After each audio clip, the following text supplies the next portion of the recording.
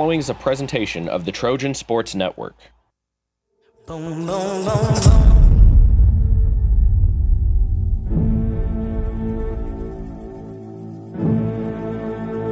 Boom, boom, boom, boom.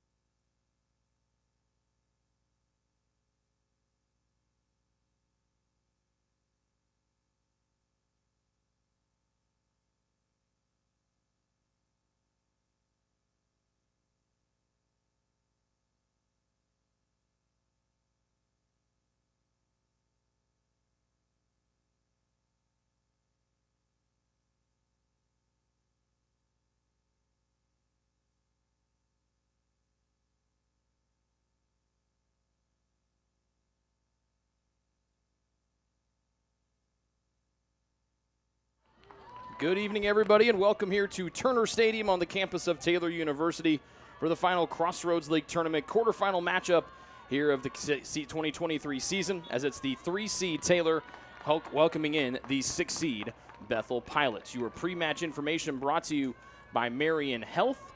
3 matches in the quarters already in the books. Those would be the 4-5, the 2-7, and the 1-8. The top seeds and the better-ranked seeds all won. So 1-seed Spring Arbor defeated Huntington 2-0. 2-seed Indiana Wesleyan was tied 1-1 with 7-seed Grace. They won 3-1. And 4-seed Marion defeated 5-seed Mount Vernon Nazarene 1-0. So the winner of this match goes to Indiana Wesleyan coming up in the semifinals, which will be on Wednesday night. Bethel, the 6th seed, 8-7-1 on the year, 4-5 in the Crossroads League. They finished with 11 points. They were 2-4 on the road this year and dropped the only matchup with Taylor this season on their home field a week ago in very sloppy conditions up there in the rain up in Mishawaka. The goalie for Bethel tonight is Yael Schubert, 5'7" sophomore out of Switzerland. She has allowed 24 goals this year, goals against average of 1.54. Her save percentage is at 74%. And against the Trojans, she allowed the 3 goals all in the second half as Taylor won 3-0 in the rain. And Schubert stopped 5 shots. On the other end for the Trojans is the young woman that's allowed the 4th fewest goals in the Crossroads League this year, Hannah Brackenbury. Her sophomore teammate, Libby Thomas, raced up the near side edge on the left side of the box, punched it to the middle, deflected back to her on the left side of the 18. Little step to the right, tried to curl it in. She'll bash it all the way to the far side. Audrey Grimm, this week's Crossroads League Offensive Player of the Week, was unable to get to it in time. But it was deflected on the way there, and the Trojans keep the ball here in the attacking end as they go from left to right. Or right to left, excuse me, here in the opening half. Far side corner for the Trojans, their first one of the evening. It's one of the senior captains, Claire Massey, to stand over it. From the far sideline, as Taylor shoots in the goal to our left, a low curler to the top. Fleetmeyer volleys it in, deflected on, stopped, still loose in front, trying to poke it free was Grimm. But the whistle blows as Schubert falls on top of it. as Grimm looked to score her second goal against Bethel this season. A wonderful delayed play by the Trojans as they were able to fake out Bethel and play it to the top and open room for Fleetmeyer trying to give it a go. And a punt from Schubert all the way out near the 18. Two defenders around either side of Fleetmeyer. She says it went off of Bethel blue, and she's right. Morgan, the 5'8 sophomore, making her 9th start of her sophomore year. Taylor head coach Scott Stan in his 16th year said the biggest improvement for Morgan this year is she's taking how she played in practice a year ago as a freshman and now taking it over to match day here as a sophomore. Throwing on the near side for Bethel. Thomas leaning on Franco. The Brazilian up the near side. Now Samini comes to defend. Their near center back. Centering ball goes off the rib cage of Samini. And before Campbell Massey could get on top of it, it rolled across the end line. And here comes the first corner of the night for the Pilots of Bethel. Led by fourth-year head coach Jason Freeman, the 6th seed this season, as we mentioned. The Trojans come in as the 3 seed, 10-3-4 overall. Near side corner for Lena Thomas, headed down by Fleetmeyer on the near side of the 18. To one of the seniors in Chloe Senna. Touched it around a defender. Too much juice on it as it rolls out into her own bench down below us and to the right. Senna, one of 3 Trojans, tied for the team lead in both goals and points. It's her, Grimm, and freshman Leah McQuaid with a team leading 8 tallies on the year. Senna and Grimm, each with 19 points. Each with 3 helpers here in 2023. It actually goes as a foul against Bethel, and so Taylor has a defensive end free kick that they're able to play forward. Fought for on the left edge of the midline as Taylor goes from right to left and white. Lifting it up to the right side was Fleetmeyer to Grimm as 2 defenders slide to Audrey. Wants to work to her left foot, now plays it back, rolls over that left shoulder, now has space on the right sideline. Has a teammate in front, Grimm crosses, skips it on the turf. McQuaid tried to kick it on the touch. It went out of bounds, it was clean off of McQuaid. She turns and pleads with referee Austin Finley trying to say it was deflected there by a foot of Bethel. Instead, it goes back to the Pilots on a goal kick for their keeper, Schubert. Assisting Finley tonight are Christopher Smith and Jorge Lozano. Jorge on the far sideline is our assistant referee. Christopher is on the near side. Pressing forward, Franco inside position on Thomas of Taylor. And then Libby poked it away. L. Thomas of Taylor up to L. Collins. Back to Mullins into the far side and Claire Massey. The Trojans have won 3 out of their last 5 matches. Bethel on the other side has dropped 3 of their last 5. All have been via shutouts on the defeats for the Pilots. 3-0 at the hands of number 10 Bethel. 3-0 at the hand of this Taylor team who's ranked 25th in the country. And then 1-0 in the regular season finale last Saturday at home against Grace. The 2 wins, though, are against against one quality opponent, including a 3-1 romp at home against number 8 ranked Marion. And they also defeated Goshen 2-1 in back-to-back games. In that Goshen match, by the way, they trailed 1-0 until getting goals in the 87th and 89th minutes to put away the Maple Leafs. Taylor, speaking of the Maple Leafs, scored a 6-2 win over Goshen to round out the regular season on this field last Saturday night. Taylor in the defensive end. Fleetmeyer comes to the near side in Samini. Taylor in white trying to press to the near sideline, and Samini a long-range pass finds Senna. Thomas left-footed to L. Collins, left-footed to Senna, then back to Collins again. Pushing across midfield to Sarah Mullins. Wide open spaces, far side for Audrey Grimm. Scored against Bethel last week, hits the brakes, ball got bounced away from her by momentarily as Grimm looked to be home free coming up the far sideline before Annalie Gustafson came in and turned her away. Good defense there by Gustafson, the defensive midfielder out of Traverse City, Michigan. The cherry capital of the world, by the way. Almost 7 minutes gone here in the opening half. Taylor adds the only shot in this quarterfinal matchup so far on the attempt from Fleetmeyer. It wasn't stopped clean by Schubert. The ricochet popped out, not far enough for Grimm to punch into the back of the net, but far enough for her to make a stab at it. Claire Massey gets it back on the far side, pops it to the middle, and Fleetmeyer. Pressure comes from her right side. Long pass to the attacking end Senna. Wants to turn over that right shoulder, has Collins sprinting in front and finds Lauren in mid-stride. Lauren on the left edge of the 18, turns the corner, now trying to pass. Does. It goes deflected off Macy Potter, and the Trojans create their second corner of the night as Collins with one step looked to be almost home free to go to goal. Corner number 2 of the night will be taken by one of the 2 top point getters for the Trojans this year, senior Chloe Senna, out of Arlington Heights, Illinois. From the near side as Taylor shoots on the goal to our left. Collins bumped, headed on there, diving, stop to the far post on an attempt from Claire Massey by Schubert. 2 shots, both on goal for the home team, and Schubert has turned away both. But almost 8 minutes gone in the first half, the Trojans knocking on the door of taking a 1-0 lead in this quarterfinal matchup between the 3-seed Taylor and the 6-seed Bethel. The better seeds all were rude hosts today to their opposing foes. Top seed Spring Arbor, the defending national champions. 2-seed Indiana Wesleyan. 4-seed and defending national runner-up Marion. All winners earlier today. Taylor, the 3-seed, trying to make it a clean sweep of the home teams here on quarterfinal Saturday. Bethel back to Schubert, the keeper, and she right foots one away from pressure as it was McQuaid dialing it up. Volleyed out of the air by Lena Thomas for Bethel. And able to stay with it is Bodwin. Bodwin near side to Franco. Thomas marking her as Franco now jets to the middle. She's right of center, right-footed pass forward. Stepping right-footed, rising shot, and it's into the back of the net. And not even 9 minutes into the first half, Bethel strikes first as Autumn Bodwin dials one up from just outside the box. Her second goal of the year, and the Trojans trail 1-0 here with 36-18 to go in half one.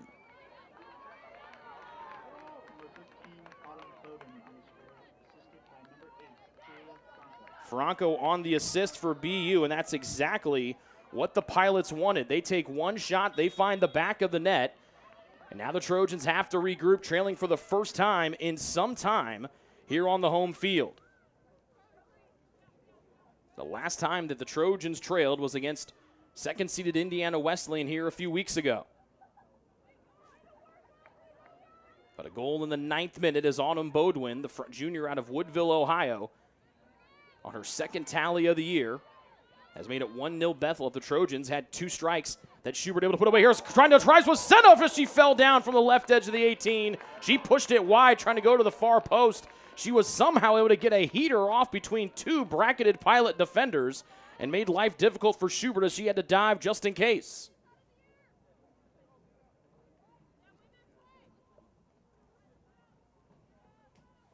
Taylor outshot Bethel in that rainstorm last week, or 2 weeks ago, excuse me, 36 to 14. Or excuse me, 18-10, including 12-4 in the second half. It was a stalemate at 0-0 after the first 45 minutes before the Trojans erupted for those 3 second half tallies. Here they have to play from behind as Senna creates near side, popping it forward to McQuaid. Her pass deflected to the far side. Grimm has open space, now being closed out upon far side. Gustafson to the end line. Grimm plays it in, deflected away by Bethel. The goalkeeper Schubert has dove down and gets back to her feet. Bethel plays it up the far side, now back to the middle. Bodwin, the goal scorer, plays it forward for the Pilots, who lead 1-0 just a little over 10 minutes into this first half. Olivia Lambden circles to the middle of the field, and Bodwin connects to the near side, and Franco, who assisted on that only tally so far. Franco trying to get away from Taylor's Libby Thomas. Pass back to the near side, and Lena Thomas. No relation. Harfouche. McQuaid got it free, then Grimm pops it forward. McQuaid veers to the right as Grimm takes her spot at the center forward position. McQuaid tried to play it forward, deflected down by the feet of Harfouche. Sophomore center back out of Lebanon. The country, not the town in Indiana. And the Trojans have a throw-in on the far sideline, trailing 1-0, owning 3 shots to 1 here, but so far Bethel's counted their only shot so far. From distance, Fleetmeyer wants to rocket one on, wide of the near side with her right foot. Taylor second in the Crossroads League in goals scored and first in shots per game, or per match, at almost 24 per outing.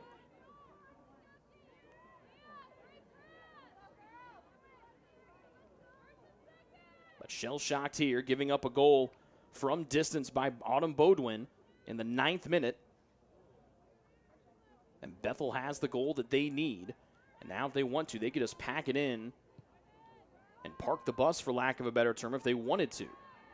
Now remember, they're the team that scored 3 goals against then number 8 Marion, so it's not like they're defunct of goal scorers. Lauren Collins can score as well for Taylor. Pass to the middle behind McQuaid. She got taken down from behind. The Taylor fans want a foul that doesn't come. Fleetmeyer thought about one from range. She tried to press it forward. It got poked away by Bodwin, and here comes Bethel from left to right in blue. Lurch turns to the middle. Fleetmeyer comes back and picks her pocket. Fleetmeyer deals off to Samini, back to the attacking end, deflected on. And this one from Bethel's like they played it to Grimm. The problem is she doesn't play for Bethel, she plays for Taylor. Grimm sends it on and just getting a piece and saving it before it went across the, no, not saving it before it went across the end line was Schubert. She had to hop to make the stop. Keeps it at 1-0, but she couldn't save it from going across the end line. And the Trojans get corner kick number 3 here in the first 13 minutes of the first half.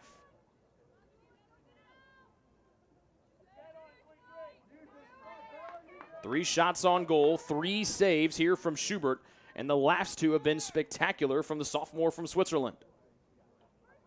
Right foot, Claire Massey, far side. Senna on the near side puts a hand in the air. That's where Massey tried to play it. It bounces off the turf once. Senna kills it, plays to her left foot in space. She'll send one on, squirts in, diving is Schubert to cover it up. McQuaid was coming in on the back end just in case. The ball popped free from Yael Schubert. So 6 shots, 4 on goal for Taylor, and none have been able to beat Schubert here so far. Who has a goals against average on the year of 1.5, but she stood tall here in the first 14 minutes and change. Thomas fighting for it near side with Vervinkt. It's out off for the Trojan defender, and Vervinkt, the sophomore from Plymouth, Indiana, keeps the ball going Bethel's way. Good run as Franco got behind Thomas. Franco pushes off with her left hand, getting space on Thomas. Her pass was behind the intended target in Lurch, and then sent sky high by Taylor. McQuaid touches it down to Fleetmeyer for TU. So Trojans go from right to left in white. Fleetmeyer up the near sideline. Nobody home in the white uniforms. And that's out of bounds, going back to Bethel, who's in the blue tops with the white numbers and the white letters. And the gunmetal gray shorts here tonight with the white piping. Franco plays it over her head, lost her footing as Thomas got tangled up. Franco turns and looks for a foul that is absent. Quick throw in near side for Taylor, goes over the head of Senna. Collins trying to swim her way back around Lambton, the defender in front of her. Thomas heads it for Taylor. Off the turf once, Collins works it forward with her skull. Pop to the near side, Lena Thomas, one of the captains for BU. Lena stops and starts and lays it off to the sophomore Franco. The leader in assists has already helped give Bethel a 1-0 lead. She presses forward here to Bodwin, who just scored a handful of moments ago to give BU this 1-0 lead. Curl to the middle. Lurch tried to knock it out of the air. She did. She's pressured by both Campbell, Massey, and Samini. And the 6-foot-tall graduate striker Lurch able to keep it away and now fought for near midfield. Taylor looks for a foul on Franco that doesn't come as the Brazilian pops free with Mullins riding her left hip. Franco couldn't get away from Thomas, who came to help things out. Libby kicks it out of play near sideline, and it's a near side throw-in here for the Bethel Pilots, who lead 1-0 in a quick-moving first 15 minutes of this quarterfinal matchup. Thomas back to Franco, double-teamed on the near sideline, and she'll turn away and split Thomas and Fleetmeyer, and then one of those 2 young ladies tripped up Franco, and it'll be a near-side free kick here for the Pilots. First foul on the Trojans here this evening.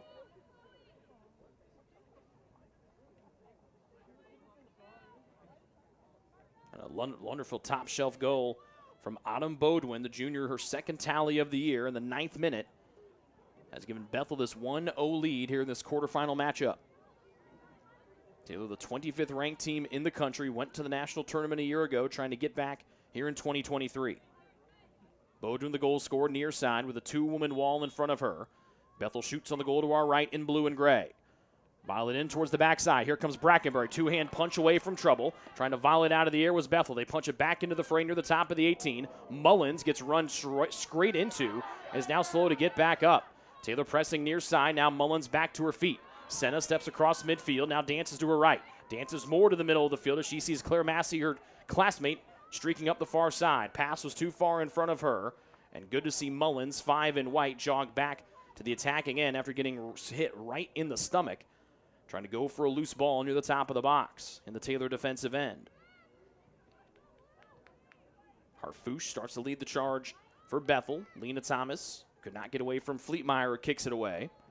Far sideline throw upcoming for the Pilots. Again, just 2-4 was Bethel on the road during the regular season. Taylor 5-1-1 here at home. Their only loss was the 2-seed Indiana Wesleyan. The only tie was the Northwestern Ohio all the way back in early September. Throw to the end line. Trying to break on it was Grimm.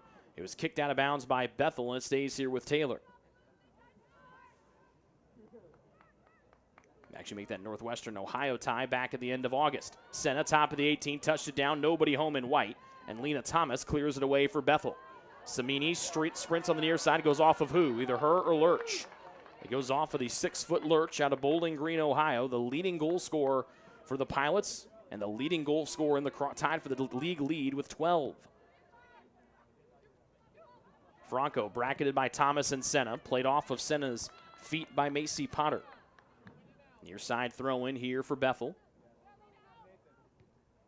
Throws it into Thomas, pressured by Mullins. Back to Thomas, who veers to the left.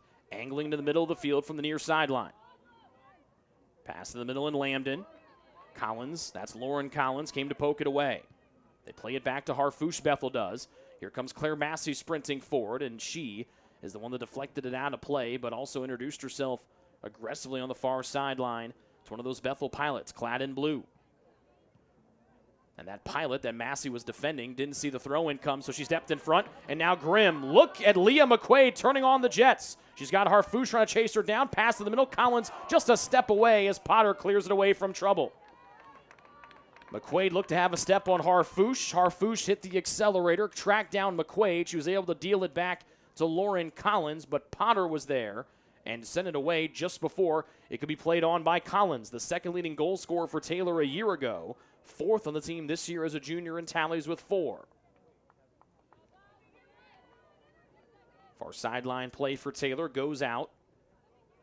And it's a goal kick upcoming here for Schubert, who's been stellar in almost the opening 20 minutes we have here. 19 to be exact on the nose. 2 subs about to come in for the Trojans, trying to bring in some offensive firepower in Sydney Thompson and Kiana Seifert. Collins, good play near side, sprints and cuts off Lambden. And a throw in once again on the near side here for Bethel. Pilots outscored their opponents this year in the regular season 30-25. And have got the lead here 1-0, almost 20 minutes into the quarterfinal matchup. Bethel kicks it out of play, and now Seifert, the leading goal scorer a year ago for Taylor, and Thompson come in. It'll be 2 new outside forwards. Number 25, Sydney Thompson on the far side, 3 goals on the year. Seifert on the near side, assisted on that beautiful Grimm tally. That was the number 3 play of the week in the NAI a couple of days ago. Kiana's been dealing, sadly, with a whole host of injuries this year. The track star gets whistled for a foul here. She cuts the legs out from Franco. But Kiana, the leading goal scorer for Taylor a year ago, in double figures with 10-plus tallies. And can she duplicate some of that freshman magic here tonight and get Taylor an equalizer? Trojans have outshot Bethel 6-1. The problem for Taylor is that one shot from the Pilots found the back of the net going to the top shelf. Free kick from the near side, headed out of trouble momentarily. Franco tried to play it forward, and then it's swept to the near side by Fleetmeyer. Up to McQuaid, who tries to turn over the left shoulder. Her pass blocked. Bethel trying to hold it in their attacking end. So they go from left to right. Here's Lena Thomas streaking up the middle of the field. Left-footed pass skips in, and that one will be smothered up by Brackenbury. It'll go down as a shot. Might have not been what Thomas was wanting. She had Lurch in front of her. Just a whisk away from trying to connect. Punt not volleyed out of the air. Collins puts her nose in there for TU. And now Fleetmeyer had it. Lurch swept it away from her. Thomas left of center for the Pilots. Dancing and passes all the way to the far side of the field.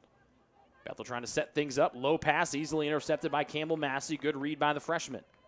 Now Thompson, big right-footed boot forward. Tried to loop it over Harfouche's head. But the sophomore from Lebanon jumped up and headed it down. Collins back with it for Taylor. Fakes going right and out, veers to the left. Couldn't play it around Lambden, who took the ball off of her toe. Collins lost her footing. And Lambden with the ball at her feet on the far side now dances back to midfield for Bethel. Collins comes in, then gets clotheslined right around the teeth by Lambden. And the foul goes on the graduate student out of New Palestine, Indiana, Olivia Lambden. L. Collins turns and tries to make the case for maybe something more than a foul on Lambden, but it stays as the foul nonetheless.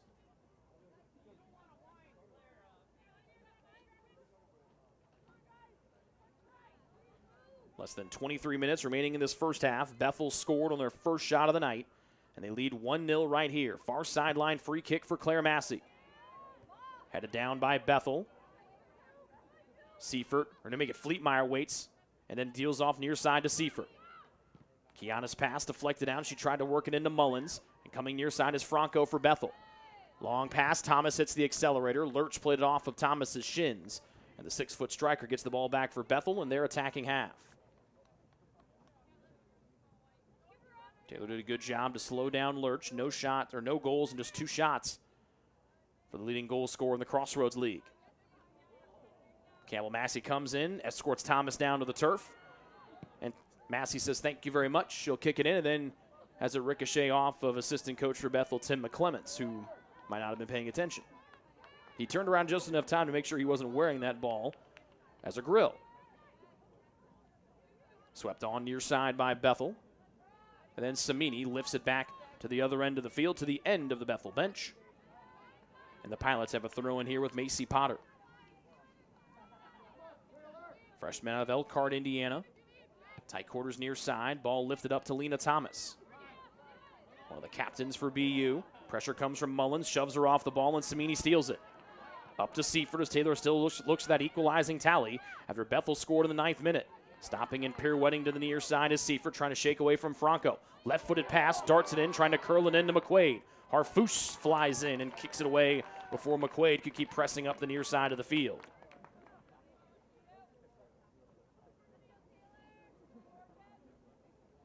Almost 21 minutes left to play before recess. Taylor down 1-0, a throw in near sideline here for the Trojans. Headed right back to where it came from, and Thomas will tee it up once again, looking for Mullins.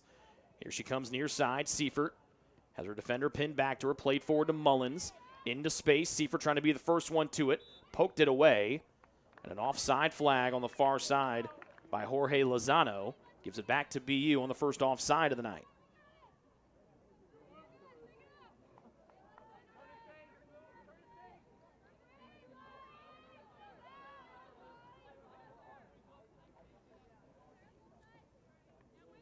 Every fall sport except for cross country was in action today for the Trojans.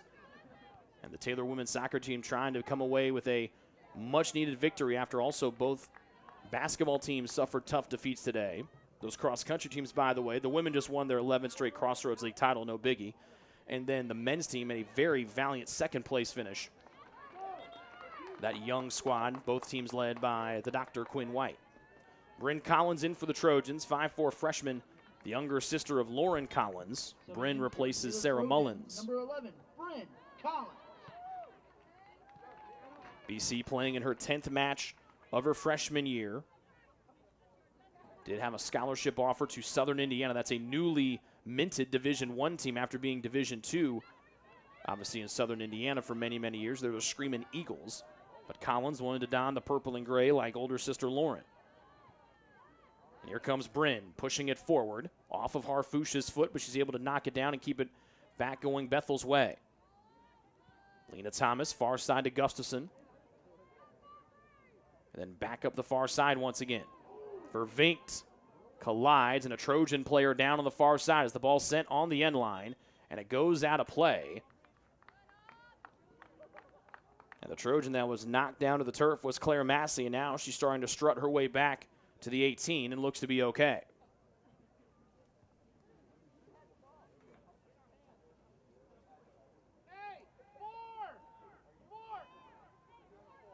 Taylor head coach Scott Stan wondering why it's a corner kick for Bethel. It's the 2nd one of the night here for the visitors.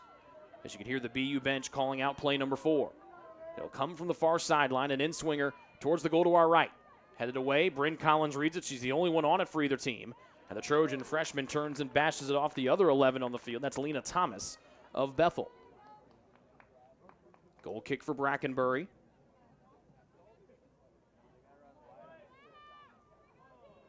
And a quick roll out to the near side as Samini dances forward. Left Left foot from the Vegas native, got a piece of a Bethel player, and the Pilots hold it in here with Lambden.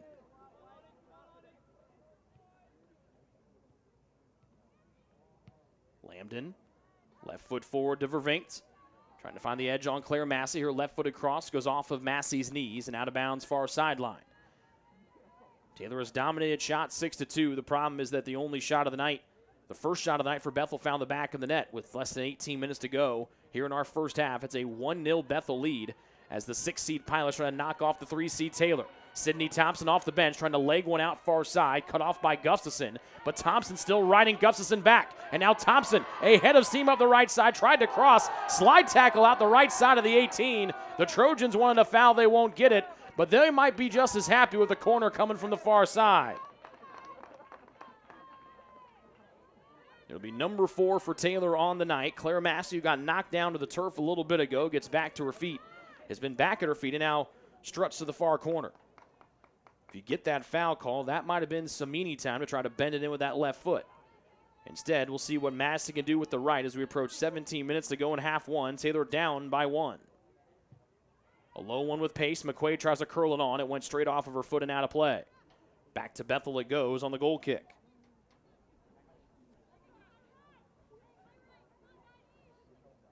Two highlight reel saves from Schubert in those first 8 minutes kept it 0-0. And without her, it'll be a 1-1 tie right now. Instead, the Bodwin tally the difference. But the Trojans still looking for the equalizer. Schubert approaches and sends a right-footed punch short. Good read from Thomas. Comes forward and right shoulders one. Try to get back to the 18. B. Collins heads it out to play near side, and the Pilots have a throw-in from in front of their own bench.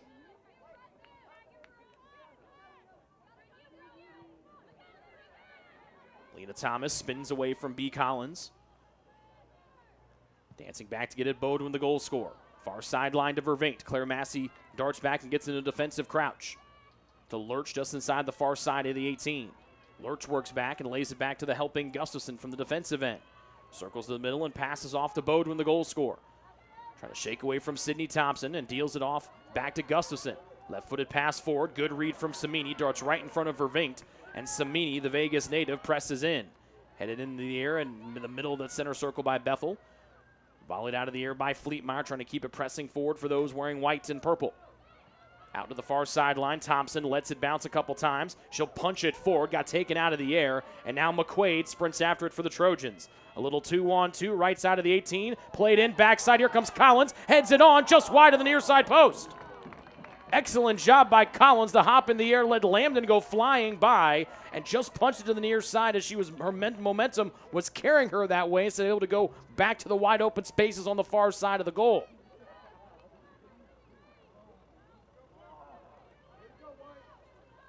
"15 minutes remaining here in our opening half of play. The Trojans have put plenty of pressure on Schubert, but the Bethel keeper has turned them away every time and has kept her team in front 1-0. After the 9th minute tally by Bodwin, her second goal of her junior year. Spinning near side is Seifert, and now it's time to see the track speed from the sophomore Kiana Seifert. Tried to split the two Bethel defenders, went off the boots of one. It was Ponder and Sherwood, and now Taylor has a near sideline throw in with Thomas. Thomas backs up a step or two onto the concrete, now back to the turf and flings it in. B. Collins tried to press it forward, goes off of her and back to Bethel from deep in the defensive end. Ana Hernandez, the freshman from Bristol, Indiana, enters for the Pilots. She's the first sub of the night, and she replaces their goal scorer, Autumn Bodwin. Bethel, number 20, Ana Hernandez.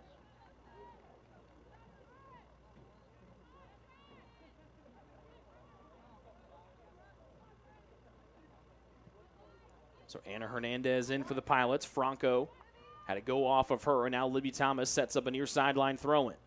Try to find the freshman McQuaid, back to the near side, B. Collins, too hot for Thomas to handle. It's out of play near side and back to BU.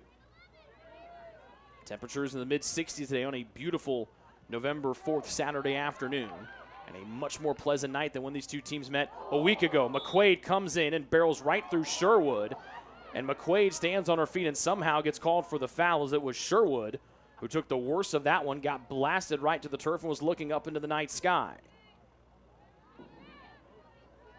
Good to see Sherwood pop back to her feet, and she gets ready to take the free kick after she and McQuaid had a violent collision down into our left.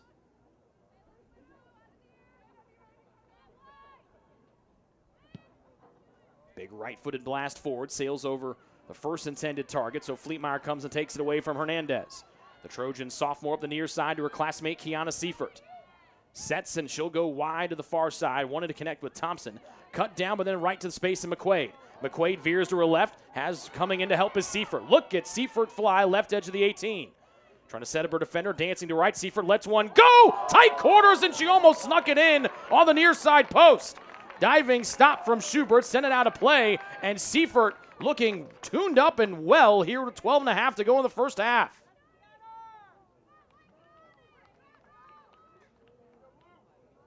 Ninth shot of the night for the Trojans. Claire Massey comes to the near side to take the corner for TU. With Senna checking out, it's all Massey here in the corners here for the rest of the first half, it looks like. She can play an in-swinger here with the right foot from the near sideline going with the goal to our left. She'll go backside of the 18. Collins leapt and went off the top of her head and backing out of play with no one there to cover it up for TU. Collins, the shortest player on the field at 5'1", but as Taylor head coach Scott Stan has told us multiple times, don't be surprised to see 3 in white popping her head up in the amongst of much taller players and winning a corner, and was maybe an inch or two away from deflecting one on here, just like she was a few moments ago. Remember that 2-on-2 play with either McQuaid or Thompson. Let the defender fly by. She hopped into the air and just missed the equalizing tally. Still 1-0 Bethel after their 9th minute goal by Bodun, is on the bench getting a breather. We've got 11 minutes and 20 seconds separating us from intermission. Taylor has outshot Bethel 8-2 here in the first half so far. Seifert trying to play it through Franco's legs. Thomas comes to help her out for Taylor. Franco bluffs on the kick because Collins came in and played it under her spikes. Pass behind McQuaid. She and Seifert both in the middle, and it'll be neither Trojan getting to it. Smart play by Kiana to hop up over the ball, played out of bounds by Potter. And Thomas jogs forward, getting ready for a near sideline throw in for Taylor, who trails 1-0. A soft throw into Beak to L. Collins. Volley too hard. Seifert saves it. Off the turf, Collins trying to edge her way around the taller Lambden. 5'6" versus 5'1". Fleetmeyer sweeps it to Bryn Collins. Now back to Claire Massey, who jogs backward. Claire far sideline, Thompson. Now Massey fills the space. Claire had to go off of her left foot, able to get back to it. Stomps the brakes as 2 defenders went flying by. Now she'll cut between both right side, inside the 18. Massey back up top. McQuaid turns on. She shoots and just misses the upper 90 on the near side. McQuaid hands on her head and then into a praying position in front of that 30 on the front of her white uniform. Just inches away from tying this at 1 with 10 minutes separating us from halftime.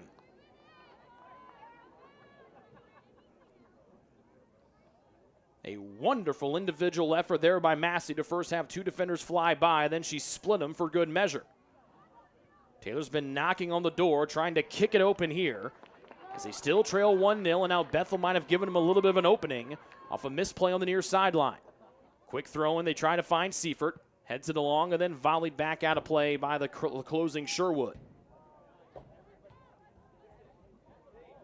Thomas looking Seifert's way again. Kiana heads it towards the middle of the field. Flicked away by Lena Thomas, but right to Taylor's Morgan Fleetmeyer. Fleetmeyer in the center of the field, pops it far side to Thompson. Sydney, big first touch. She runs away from one defender. Looks to cross, does. This thing had pace, and she ricochets it off with the football goalposts as those are behind the frame. Chloe Crompton, senior out of Dayton, Ohio, Bellbrook High School to be exact, in for the Pilots here with 9 minutes left to play in the first half. That BU leads 1-0. She replaces Lambden wearing 25 in blue.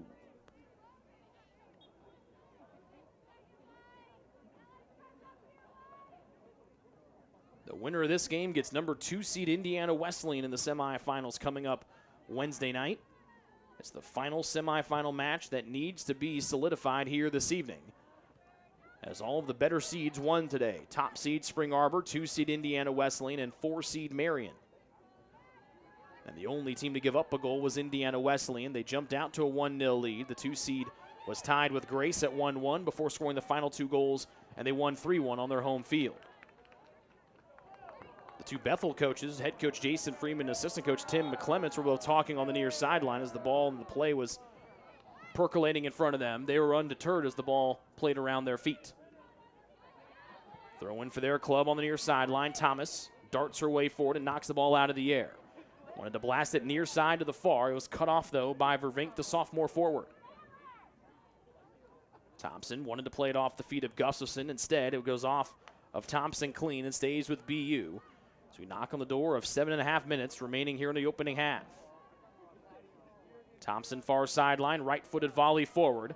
Just couldn't get over the head of the Bethel defender to give McQuaid a chance, but Seifert comes in and touches it down. Now McQuaid wanted to split 2-2 defenders. They close the doors, and now McQuaid finds a streaking Sydney Thompson on the right side for Taylor. Ahead of steam for Sid as she comes in right side, plays it to the middle. Diving stop, still loose inside the 18 as Schubert got her hands on a diving try. Massey comes in, makes life difficult for Bethel. She chucks a pilot down to the turf, and she gets whistled for the foul. Taylor fans don't like that after a couple of plays that were a little more egregious. Had the whistle swallowed by our officiating crew tonight.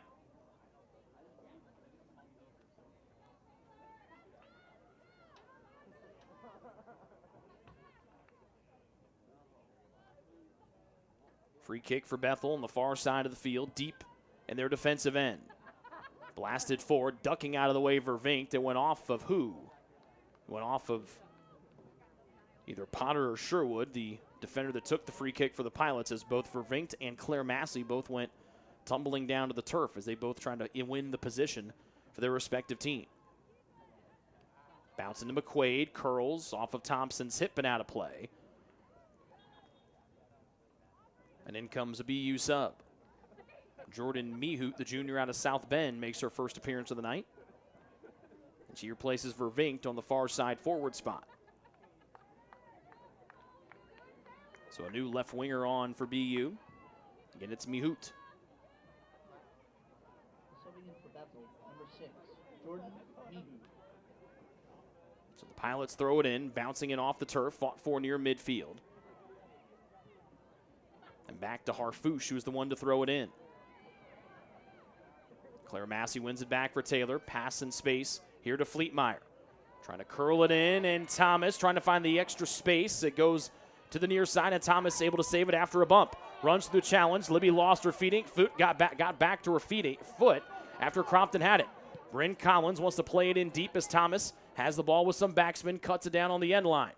Libby wants to dance as she works to her right side, sending it in with her right foot. Headed away to the back side of the box. Couldn't get anyone's feet in white. Thompson racing forward, but Gustafson will beat her to it. Then Thompson cuts it off as it rolls to the end line.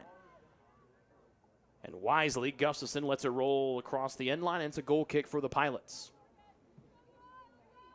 Taylor head coach Scott Stan, who picked up his 250th collegiate win as a head coach here in the regular season finale a week ago against Goshen, down on a knee, talking with his third-year assistant coach Morgan Gehrig. Writing some notes down in that left-handed 4-in-1 color pen. Trying to diagnose something to try to crack the code here and get Taylor on the board. It's still that 1-0 Bethel lead after they scored in the 9th minute. McQuaid into space. Seifert trying to show off the Jets, and the track star just a hair too late as she got led by a whisker too much by one of her mates. Seifert a sprinter, not just a straight sprinter, but also a hurdler, and in some of the relays as well for Derek Gay during the indoor and outdoor track and field season. Older sister was a pole vaulter for the last handful of years as well.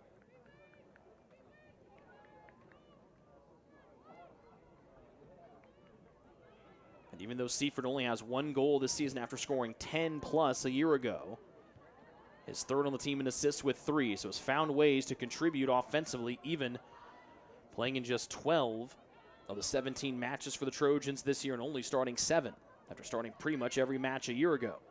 She started off her career with a banger, scoring a goal in her first 3 matches, but again, injuries have slowed down her sophomore year.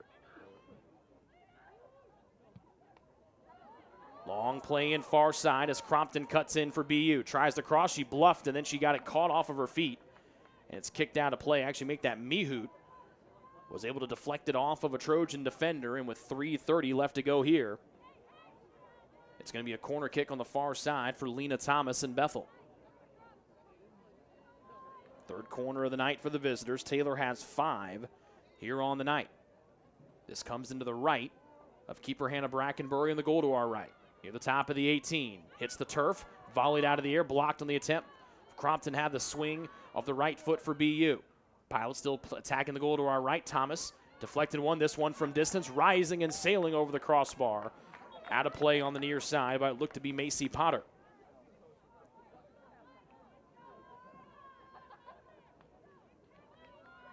Aaliyah Billings, senior midfielder out of Ludington, Michigan, will take the center forward spot of Audrey Lurch. Number 5, Aaliyah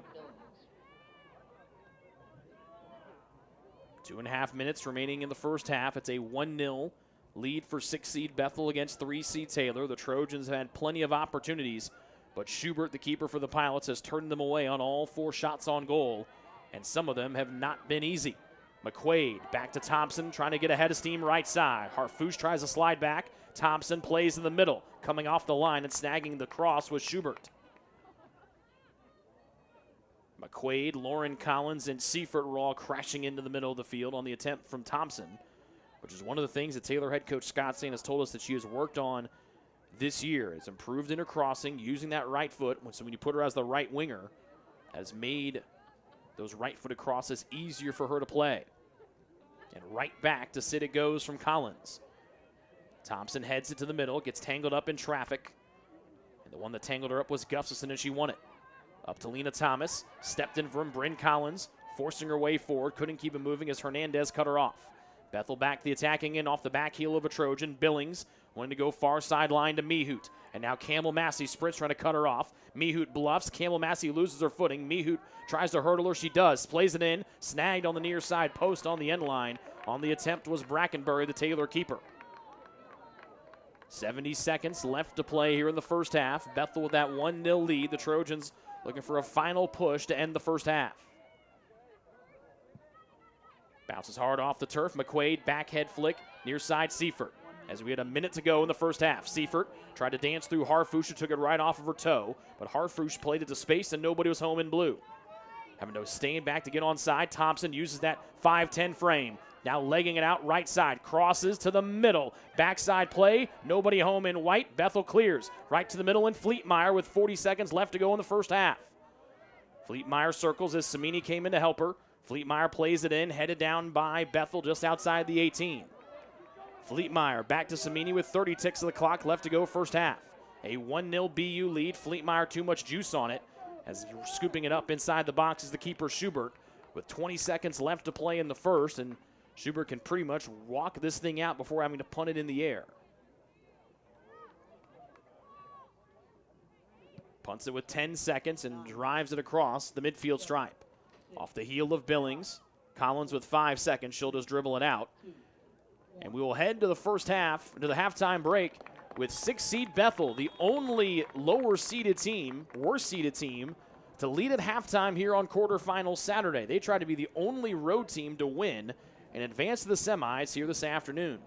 It's a 1-0 Bethel lead for the 6 seed Pilots against the 3 seed Taylor. We're back with the BSN Sports halftime report next here on the Trojan Sports Network.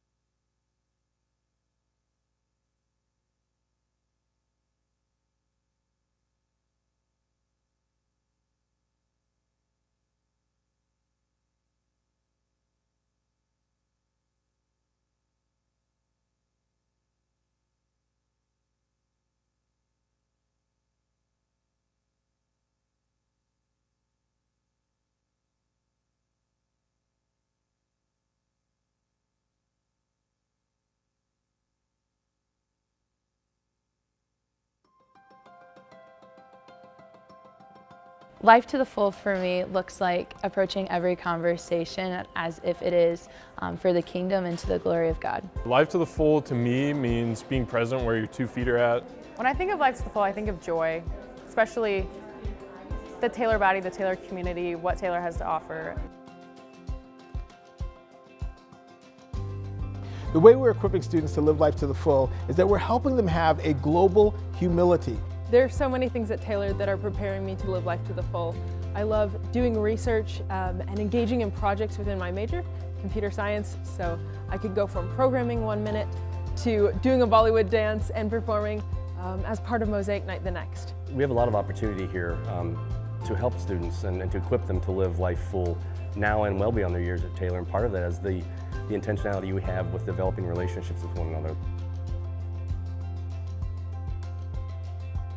I'm experiencing life to the full at Taylor through the different opportunities that Taylor allows us to learn about different cultures, people, and places. I love that we get to do chapel together 3 times a week. Nobody takes attendance. Nobody tells me I have to be there, but I get to be there. I think I see that in sports, on the football field, in the throwing ring, in classes, and also in student leadership positions. I experience life to the full at chapel because I get to play in a chapel band, and I get to sit up there and play piano and glorify God with one of my gifts. The community gives me a sense of life to the full in that I get to see students go through their 4 years here, develop as intellectuals and scholars, be prepared for their vocations, and go out into the world and influence the world for Christ.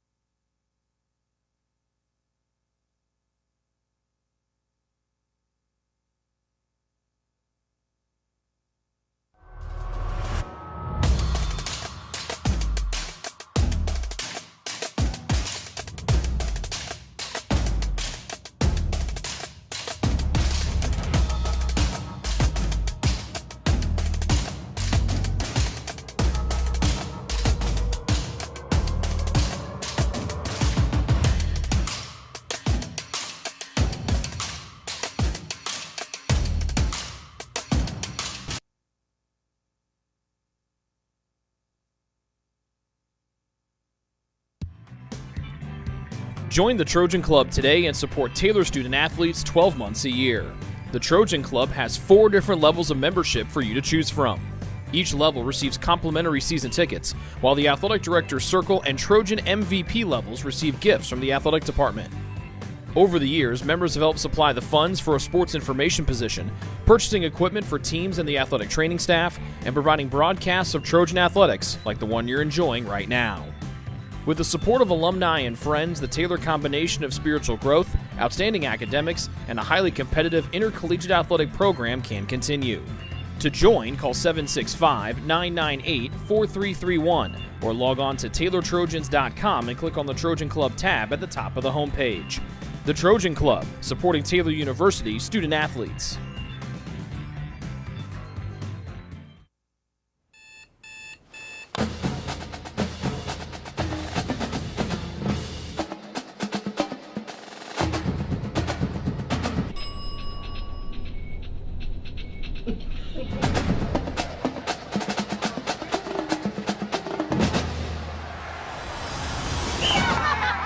When you need the fuel to be your nephew's #1 fan, Holiday Inn Express. We're there, so you can be too.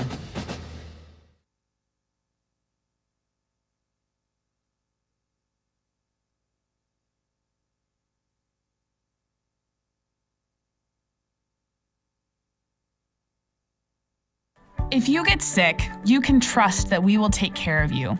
As a Magnet-designated healthcare system, our expert team will create a personalized plan to get you back on your feet. Marion Health. Great care from great people.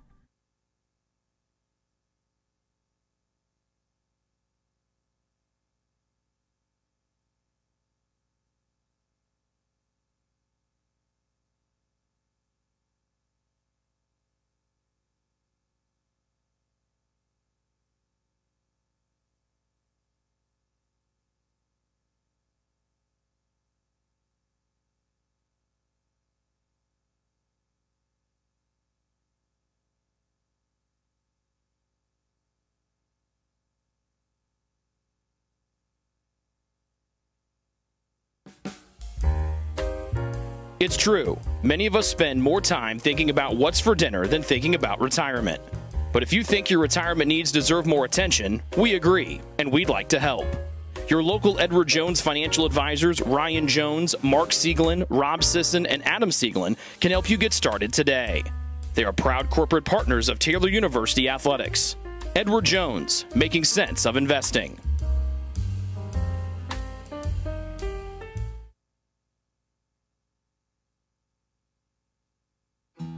Best One Tire and Auto Care Upland is proud to support Taylor University Athletics. Located at 148 South Main Street, Best One is open 6 days a week. Owner Mike Pearson and his staff offer replacement tires from brands like Bridgestone, Firestone, and Goodyear. Customers can also shop for tires from the comfort of their home by using the online tire finder. When it's time for mechanical repairs, Best One's ASE certified technicians can perform a wide range of services to get their customers back on the road. And those same technicians can do repairs on fleet vehicles as well. Taylor Athletics says thank you to Mike Pearson and everyone at Best One Tire and Auto Care Upland.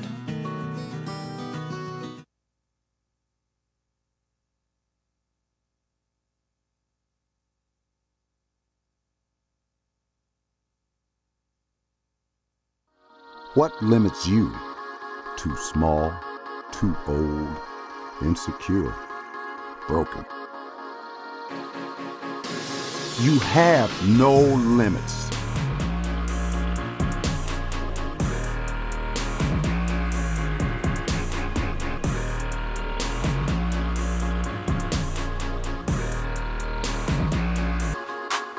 Rethink your limits.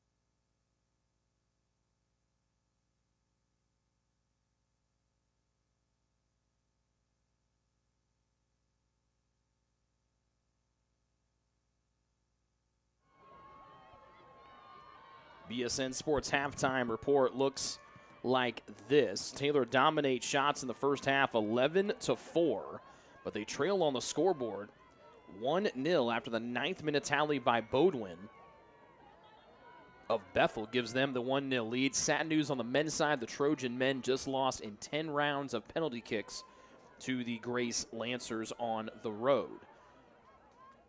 The Trojans trying to find the equalizer here as they trail 1-0. They had a bevy of opportunities in that first half. They had 5 shots on goal, all of them turned away, though, by Yael Schubert, including 2 before Bodwin had the go-ahead goal. Emma Goebel starts to the center forward, the connecting forward position here as both she and Fleetmeyer on the field for the first time together this season. Audrey Grimm is the left forward here for Taylor. Leah McQuaid gets a break, and so Chloe Senna moves to the center forward spot, and Taylor keeps both the 5'10 Grimm and the 5'10 Sydney Thompson on the wings to start the second half, with the Trojans going with a much more offensive look here, trying to find the equalizing tally in the quarters. Just 3 defenders back, Thomas, Campbell, Massey, and Samini. Claire Massey floating a little bit higher, trying to maybe throw her nose into the attacking end of things. Grimm has it taken away, far side by Lena Thomas. And here comes Franco, wheeling forward for the Pilots, the Brazilian, their leader in assists this year. She helped on the tally by Bodwin back in the 9th minute. Just underway in the second half, into the 18, scrambled around and volleyed high over the crossbar. Vervinkt was that close to trying to make it 2-0 Pilots as they try to punch their ticket to the semifinals.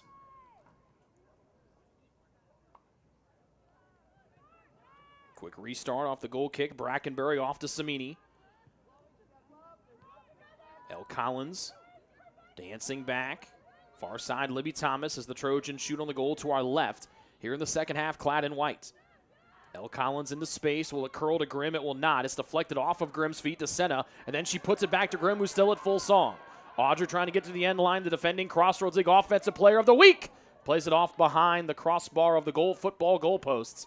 That's a goal kick here for Bethel as the Trojans continue to ramp up the offensive pressure here in half number 2.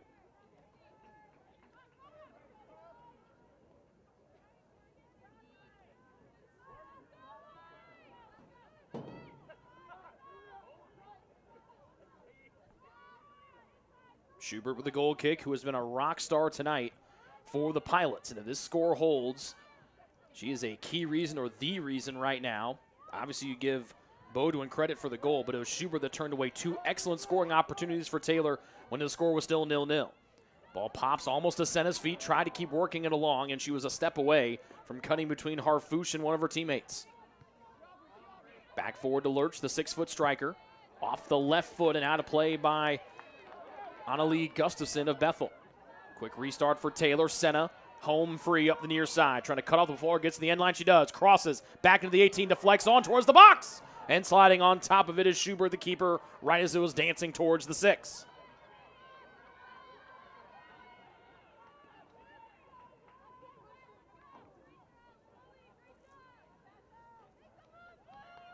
Taylor has been so close to getting that tally, that first goal of the night.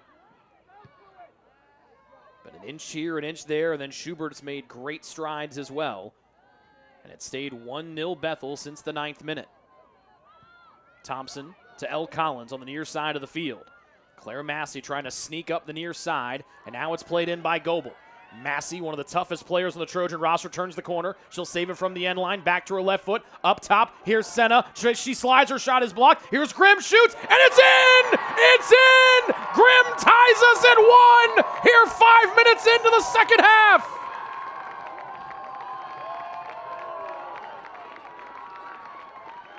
Number 19, Audrey Grimm puts it in the back of the goal.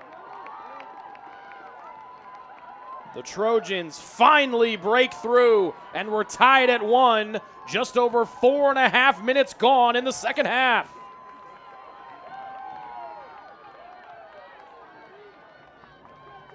Grimm, her team leading 9th goal of the year, off the feed from Senna, and now we're back to a whole new match. 1-1 to the end line, to the finish line we go with 40 minutes left to play.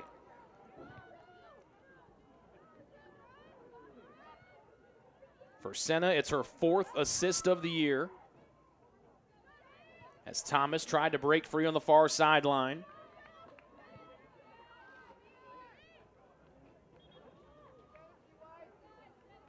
Could not as it went off of her feet in a deep attacking end throw in for BU. Vink tried to turn the corner, and the Trojans kick it out of play as Bethel was laying it off on the far side once again. Quick throw in for BU to the end line. Walling off the Bethel Pilot was Thomas. It was Bodwin that was trying to knife her way forward. Remember, unlike in the regular season, we will go to 2 10-minute overtime periods. You play the full 10 minutes of both overtime periods in the postseason. There's no more golden goal. And after that, if it's still tied, you're going to PKs, which the Taylor men suffered a 10-round loss just a few moments ago, right when the second half began. Claire Massey steps forward. She doesn't want to go to PK. She tries to find the second goal here. Far side, Fleetmeyer. Back to the middle, passes forward to Collins. Wraps her leg around a defender, backspins in. Senna tried to sweep it on, almost popped in free, but then Schubert came in and smothered it up. That circular ball started bouncing like an oblong ball for a moment or two, and almost ended up at the feet of Senna to try to make it 2-1 home team.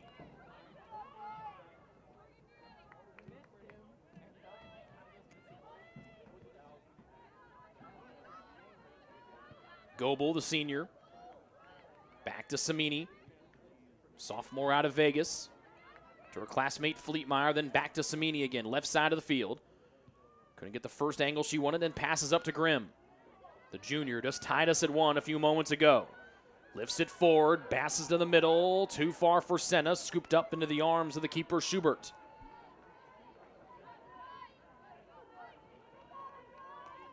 Taylor in the white uniforms and shorts with the purple numbers on the front and back. Bethel with the blue jerseys, the white numbers and the white letters, and the gunmetal gray shorts. Bounces away from Thomas, an opening here for Franco and Bethel. Runs through Thomas. Franco tried to press it forward. Samini turned her away momentarily.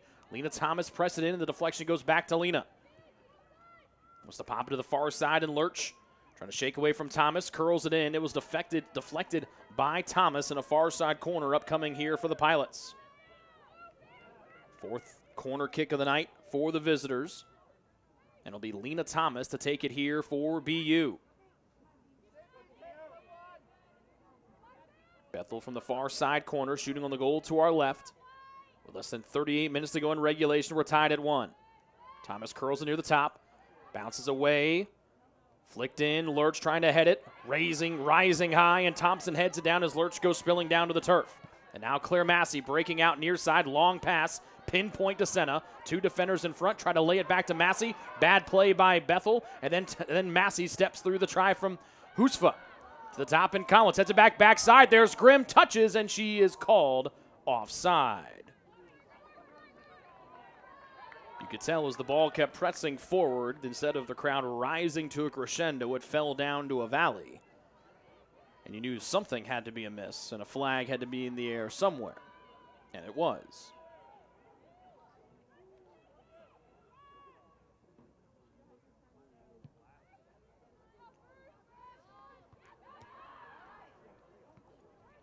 Goebel knocks it out of the air. A Trojan slow to get back to her feet on the far side. That's Samini, one of the center backs for TU. Not sure what exactly happened to Brooke, who's down in a crouch. They stop the clock with 36:22 left to go here in the second half. Samini back to her feet. Is holding the top of her head, and athletic trainer Casey Hackman comes out to check on the sophomore center back. Looks like she got hit in the head, and so Samini is going to have to exit. She's the Trojans, if not the best, one of the 2 or 3 best defenders for Taylor. Good to see Brooke able to jog off the field without the help of Hackman. So they'll take a look at Samini inside the medical tent, as Samini jokes with some of the Taylor fans in the seats. Mariah Dunham comes on to take her spot at the center back spot. For your Taylor Trojans, number 22, Mariah Dunham. So clock stops, 36:22 remaining in the second half. We're all tied at 1. After the goal in the 50th minute by Audrey Grimm has tied us at 1. Ball Ball rests on the far sideline. This is the final quarterfinal match of this Saturday, November 4th. The better seeds have all won. Top seed Spring Arbor, 2-seed Indiana Wesleyan, and 4-seed Marion. The winner of this match goes to 2-seed Indiana Wesleyan on Wednesday night. Franco, right side for Bethel as they near the 18. Pilot shooting on the goal to our left in blue. To Bodun as the only tally tonight for BU. Far side, Lena Thomas tried to cross, deflected to the end line, fought for, and then Bodwin gets spun out of the air by a crashing Campbell Massey. Bodwin slow to get back to her feet. It looks like a corner has been awarded to Bethel. They stop the clock with 35-31. Good to see Samini for Taylor pop back out of the medical tent. She's ready to come back into the game, but Bodwin walking with referee Austin Finley, and she'll actually turn and get to stay in. Good to see Bodwin staying after a nasty collision there with Campbell Massey. Far side corner for BU, with Lena Thomas standing over it, the captain for the Pilots. Match tied at 1, 35.5 minutes left to go. Ball falls to the turf, fought for on the near side. Vervink trying to turn the corner, two defenders trying to turn her away. Vervink had to go off of Thomas, but then Thompson played it off of Vervink, and Taylor's going to get it back. Samini re-enters here for Mariah Dunham. As Samini back into the match here with 35 minutes left to go.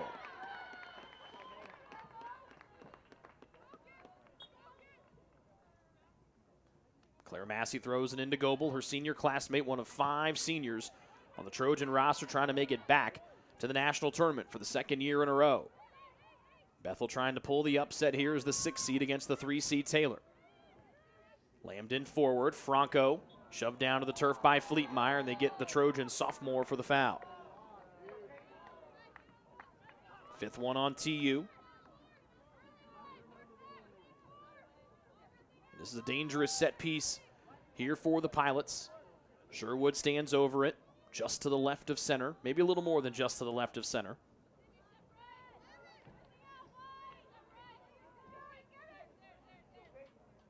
This is 36 yards away from the goal to our left. A 4-woman wall stands in front of Kate Sherwood. She lifts it over him, in and punched high and kept off the line nicely by Hannah Brackenbury.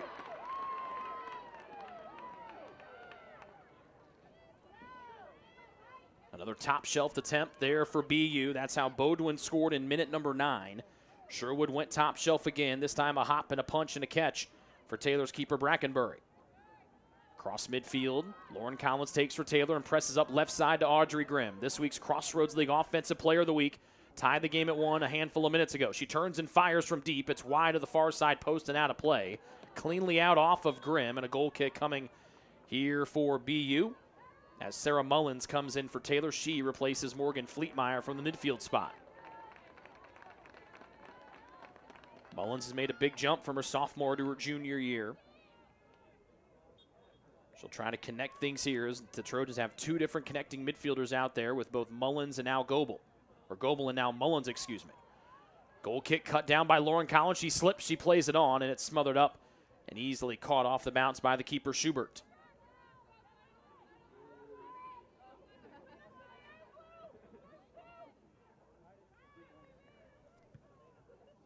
Punted into the night sky by Schubert.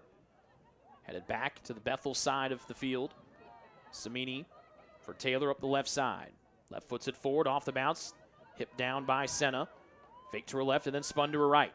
Blasts it in. It goes off the elbow of Grimm to the far side, and Bethel just volleys it away and sends it away from danger. 32.5 minutes remaining here in the second half. 1-1 our score between 3-seed Taylor, the 25th ranked team of the country, and 6-seed Bethel. Bethel pokes it free to Franco. Coming in and cutting her off was Thomas. Here's Grimm from the left side for TU. Circles. Nice little play back to her left foot. Still running. Slowed down briefly for the time being by Sherwood, but Grimm keeps the possession. Far side Thomas skips forward, pops it free to Collins. Lauren back to Thomas again. Libby slow playing here with Franco in front of her. Now she accelerates. Far sideline, turns and faces the box, runs through a second challenge, veers away from a third. Thomas lifts it into the backside and just misses the near side post as Senna was there lurking as well. We've seen Thomas curl goals in from the left side of the field. Did so against Madonna for only tally this year and tried to make it 2 in the first one here in the postseason.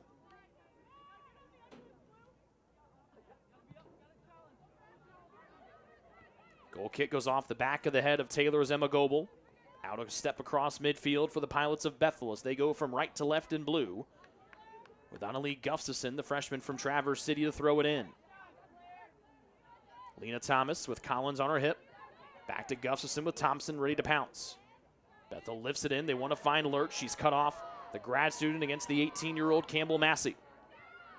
Mullins turns, tripped up slightly by Lambden, keeps her footing. And back on top of the Trojan logo at midfield to Goebel. Far side to Thomas. Taylor going from left to right in white. 31 minutes left to go here in the second half. We're tied at 1. Thomas tied up with Franco. She wraps her around the waist, then Franco comes up and pushes Thomas right in the mouth.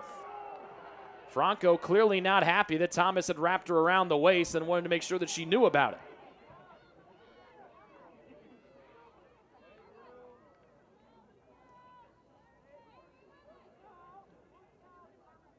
Looks to be Sherwood to take this free kick from the far side of the field, deep in the defensive end for Bethel.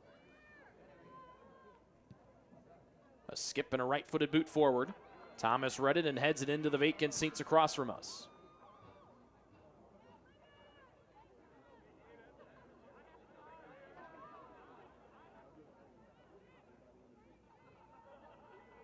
Bethel throwing, deflected out near midfield. Lambden to Lena Thomas. Collins tries to track her down on the near side of the field. Thomas deals. Her pass was short and intercepted by Taylor's Claire Massey. Claire bluffs the pass forward. Goes the younger sister Campbell to the near sideline and Collins. This is Elle Collins pressing forward with a couple of Trojans ahead of her. Wanted Senna. Good leaning header away by Harfouche. Pass in the middle intercepted by Mullins. And now Taylor trying to quick strike on a counter. Pass it behind Grimm. And Bethel able to pop it free to the far side.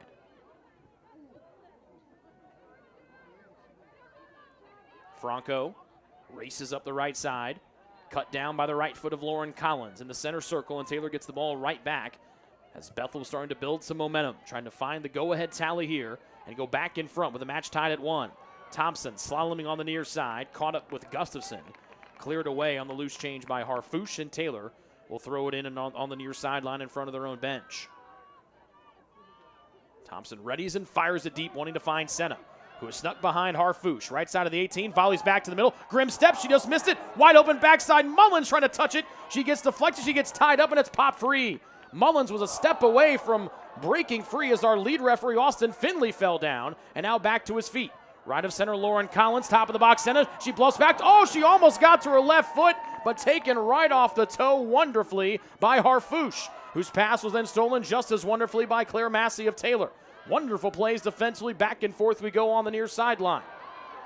Headed forward by Goebel for Taylor. Thompson, tight quarters, couldn't get it off to Collins clean. Claire Massey just bulldozes her way forward. Clips up with Thomas. Now coming back is Senna to take it away for Taylor. Goebel directs and points Sydney Thompson forward, trying to find her on the near side. Thompson end line, right-footed, blasted cross, lies and flies all the way into the next galaxy as it lines and flies to the far side of the field.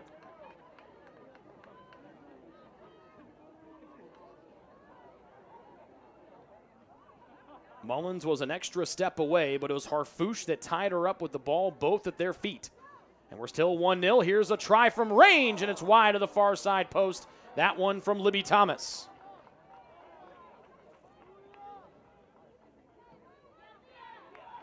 Leah McQuaid, Kiana Seifert. Offense for offense here in half number 2. With Thompson, the right wing, and the center forward, Senna, exit. Now the Trojans flip-flop side. So Seifert to a more natural left wing side. Grimm to the near side. That's the right wing side. And McQuaid at the center forward spot, where she has been spectacular here in the second half of the regular season as a freshman. Right off the bench, Seifert works it forward to Mullins. Taylor tied at 1 here with 6 seed Bethel. Popped out of bounds far side off the Pilots. Taylor with a tight quarters throw in. near the end of the line, far side of the field with 27 minutes remaining here in regulation time. Thomas throws it into Seifert. A touch into space. Pinballed around and back to Bethel as Sherwood's pass deflected down by Seifert and out of play far side.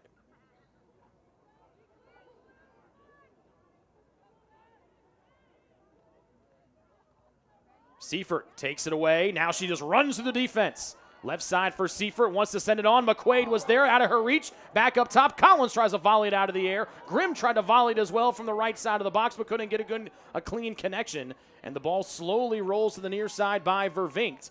And out of play, and Taylor throws in with Claire Massey. Volleyed on and curled out of play, out of the air by Gustafson.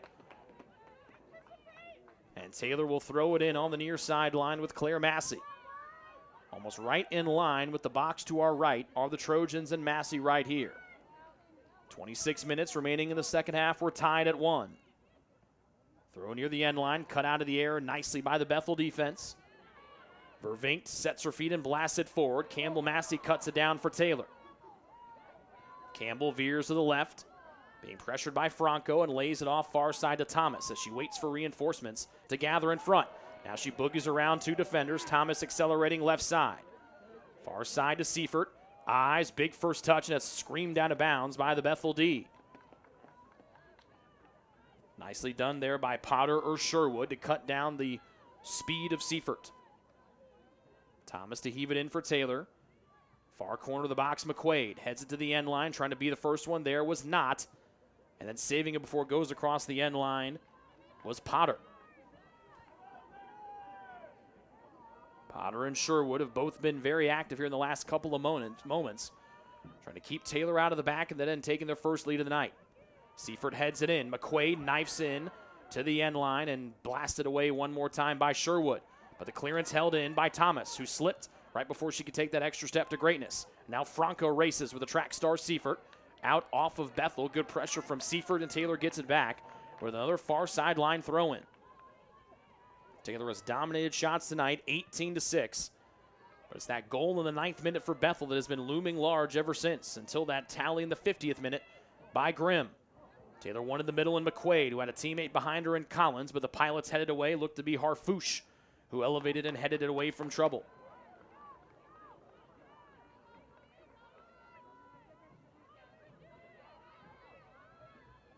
Goebel, big first touch, left-footed volleyed pass forward. Sherwood try to touch it around Seifert, who spins back and gets the ball herself against 2 Bethel players. Seifert rides it back to the middle of the field. Here's Goebel, right footing near sideline. Grimm trying to turn the corner on her defender, could not, and lays it back to Goebel. It was Gustafson that made Grimm turn it away. Lena Thomas blocks the Goebel pass, popped back near midfield by Bethel, and Taylor resets on the near sideline with Claire Massey. Now to Samini in the center circle. The sophomore dribbles forward. Big left-footed blast. McQuaid couldn't sneak behind Harfouche, who heads it away near the top of the box for Bethel. And now Harfouche right-foots it away out of trouble into her own bench. And Taylor jogs back and gets ready for a near sideline throw-in from the defensive end. Just a couple of shots here in the second half for Bethel, as Taylor has been playing the majority of this almost 25 minutes of the second half in the attacking end. That's the end to our right here in half number 2. Long pass into space. Seifert goes to get it, turns the corner, and does.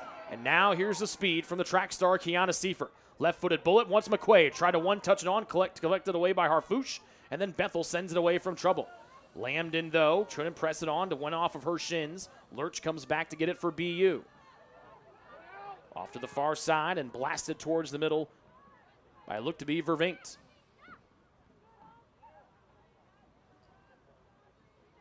Claire Massey forward into space. Nobody home in white. And Bethel retreats. They stomp on it and pop it out to the far side. Pressure from Thomas. Does it stay in play? Yes, for the time being. Seifert forward. It goes off of her and back to Bethel. It was Bodwin on the far side, not Mihut or Vervinkt that has been active offensive. But now the throw-in goes off of her foot, and Taylor has a good opportunity here about 10 yards outside the box for a far sideline throw-in. Canned out of the air by McQuaid. Mullins back up near the right side of the center circle, and Goebel. Long-range passes finds Lauren Collins. Near side, Grimm. Left foot keeps it in play. No, it did not. That's a quick flag, as it looked like Grimm had kept that ball from rolling out. Here comes Jordan Mihut on for Bethel. She replaces the goal scorer, Bodwin, for the Pilots. Subbing in for Bethel, number 6, Jordan Mihut. 18-6, shots in favor of the Trojans. The goal in the 50th minute by Audrey Grimm has given Taylor an equalizing tally that they so desperately needed. Now trying to find the go-ahead goal here with 21 minutes and change remaining in this quarterfinal matchup. Campbell Massey near sideline, Grimm. Tries to turn the corner on Gustafson. Help defender comes in. Fit to the end line, centered on. Backside, almost headed on. It's still loose in front. Still not fallen on by Bethel. And then a late foul called against Seifert. The Trojan fans don't like it. They thought Schubert, the keeper, was the one that dove onto Seifert and initiated the contact. But they're going to say that it was Kiana that made the contact, and so the foul goes against her. Second time a ball's been bouncing inside the 6 in this match that Schubert hasn't been able to cover it up. And the Trojans have been right there, but they've been bailed out, the Pilots have, by a ref's whistle. Remember, it was back in the first half when Grimm almost made it a 1-0 Taylor lead with the ball bouncing around near Schubert. Collins to the aforementioned Grimm near side. Collins back in front, curling it to McQuaid. Good box out by Sherwood. Here's Goebel from distance, and it's high and wide of the near side post.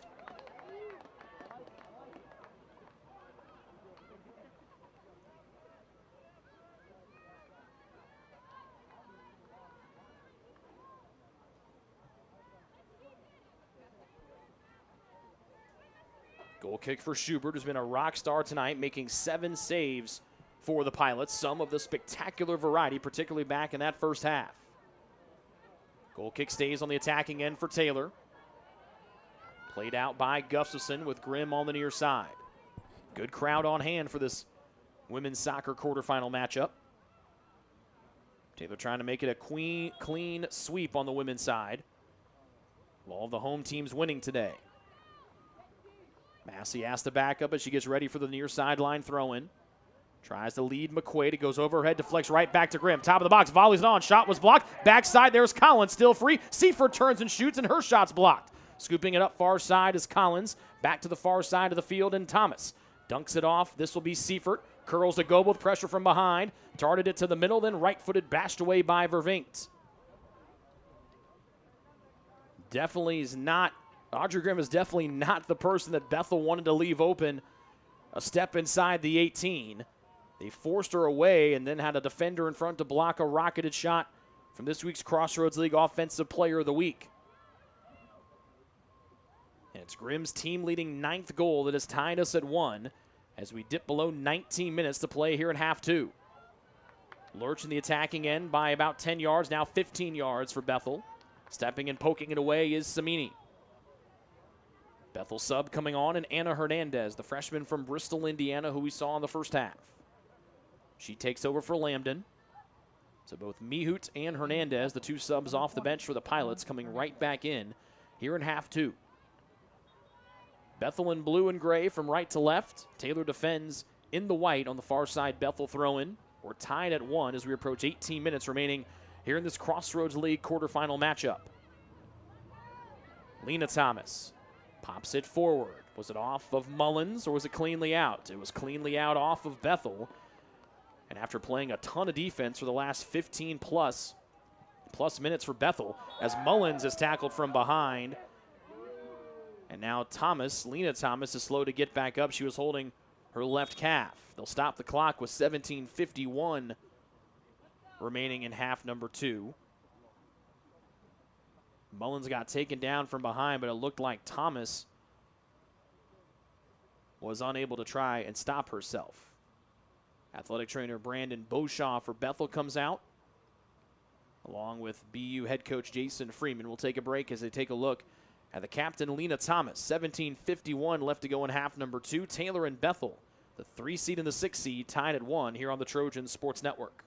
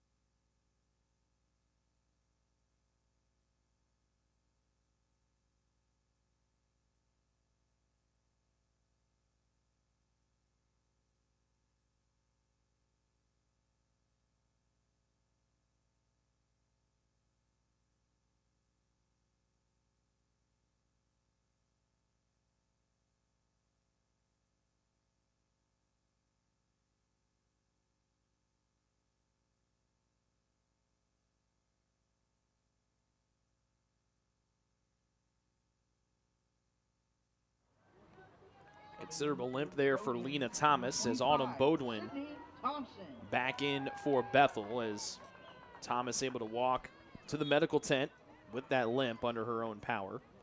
Sydney Thompson back in for TU. She replaces Audrey Grimm for the final 17 minutes and 50 seconds here in the second half. A Bethel header goes off the side of Mullins' head, and Taylor has it on the near sideline near midfield. Claire Massey tries to knife it out of the air, and she does. Goebel lays it off to Samini.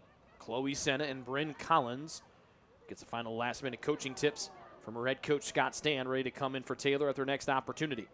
Franco dances, lifts it towards the offensive end for BU. Campbell Massey reads it for Taylor and now presses forward after intercepting. Center circle, Sarah Mullins. We're tied at 1 as we knock on the door of 17 minutes remaining here in the second half of this quarterfinal match. Mullins goes far side. Here's Seifert knifing in, tried to jump out of the air and make contact. She couldn't as she went sprawling down to the turf. It rolls to the end line, last touch by Taylor, and a goal kick here for Schubert and BU. B. Collins and Chloe Senna in for Taylor, replacing McQuaid and Mullins. So B. Collins takes over for Mullins at the midfield spot. Senna in for McQuaid at the center forward position. Not bad. We can trade into 8 goal scorers at the center forward spot, which is what Taylor has done here with McQuaid and Senna. Goebel forced her way through, but she kicked it out of bounds. It goes back to BU on a far sideline throw in here. It looks to be Macy Potter.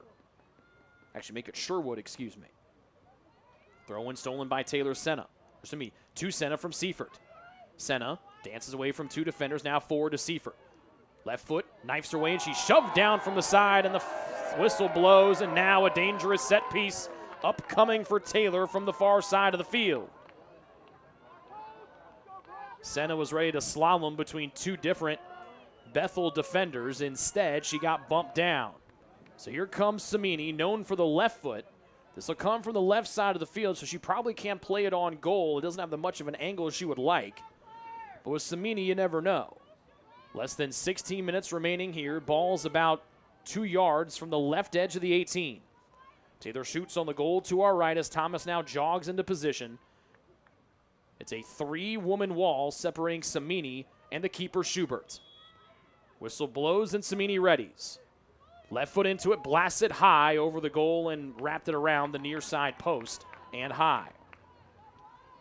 So Samini did try to play it onto the frame by herself. Again, a low angle for the left-footed Samini.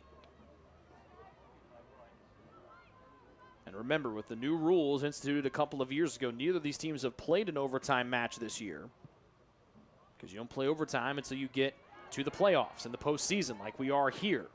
You play both 10-minute overtimes instead of that golden goal. That got eliminated a couple of years ago as well. And if you play the both 10 minutes and no other goal is scored, you then go to PKs. None of the first 3 women's quarterfinals went to PKs today. They all ended after 90 minutes, with the better seed winning all 3 matches earlier today. The winner of this match gets number 2 seed Indiana Wesleyan Wednesday night over in Marion. Spinning Senna, trying to shoot away from Harfouche. Plays it on, Seifert. Had Sherwood cut it off and then blasted away by Potter. Chested down midfield, Goebel. Center circle to B. Collins. Able to step away from Bodwin. The only goal scored tonight for Bethel. Grimm, the Trojan goal scorer, on the bench right now. Thomas accelerates to her left foot, up the left side of the field. Taylor shoots on the goal to our right. Libby stomps on the brakes, now circles back over the right shoulder. Dances on the end line, poked away off of who? Off of Bethel, and Taylor gets a far side corner kick. It'll be their 6th one of the night. Senna back out there, so she'll take this far side corner. Sydney Thompson at 5'10", already waiting on the near side post. That's the back side of the play here. Taylor's outshot Bethel 23-6. Curling it in, Senna over the top on top of the goal and out of play. That's 2 set pieces, both first from Samini and now Senna, that have been towards the goal but have not been had an opportunity to be on frame and be a dangerous chance. Almost 13 minutes remaining here in the second half. Short goal kick from Schubert to Sherwood. The defender rockets it forward, headed back by Bryn Collins. One bounce off the turf and two. Harfouche couldn't get away from the pesky Kiana Seifert. Now Thomas steps in and throws a right foot and intercepts for Taylor. A dump off to Lauren Collins to younger sister Bryn. Two sets of sisters on the field right now for Taylor, the Collinses and the Masseys. Thompson steps through near side, curls it on to the top of the 18. Senna cuts, she volleys, and it's off the crossbar. Still loose inside the 18. Sherwood clears it away. It was almost as time stopped as the Trojans weren't sure if it would backspin into the goal, and everybody has stopped and watched Schubert dive and jump and punch it off the crossbar. It rolled back into the 18, and Taylor was that close to going up one. Throw in fought for, Seifert spilled off of Kiana. Taylor head coach Scott Stan beside himself, letting assistant referee Christopher Smith get an earful, wondering why his player Seifert got tripped, and the goal kick is awarded here to Bethel. The Taylor fans echoing the sentiment by the head coach. Schubert goal kick. B. Collins flies in the air, all 5'4" of her, and heads off to her older sister Lauren. Back to the defensive end for Taylor and Samini. There's that left foot rocketed forward. Seifert knifes it down. Tried to play it over her head. And an offside flag in the air all the way on the near side. Third offside against Taylor tonight. Not a lot of pushback on this one.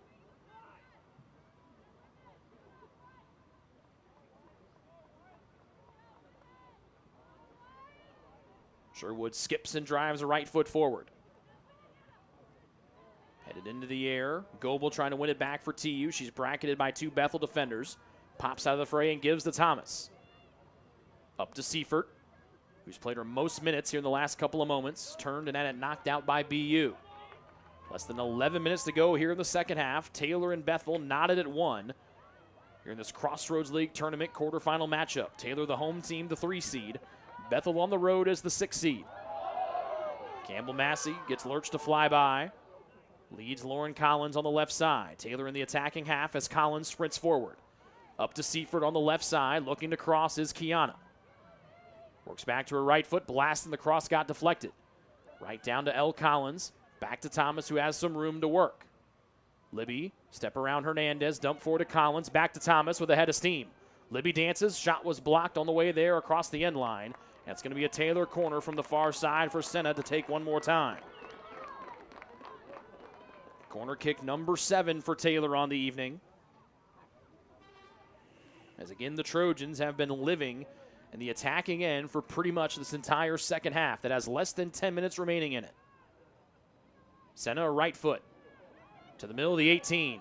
Volleyed around, still loose. Massey turns and shoots, still scribbles its way there, and it's darted back out to the near side as Goebel jumps on it for Taylor. The Trojans have to retreat to get onside. Goebel to the middle, headed back by Hernandez of Bethel. Seifert knocks it down, now boxes out her defender, lets Thomas scoop up the loose change. Thomas accelerating, blows right by the defender, left side of the 18. Tried to work her way in, couldn't dish it off to Collins cleanly, and Bethel volleys it out to the far sideline and out of play.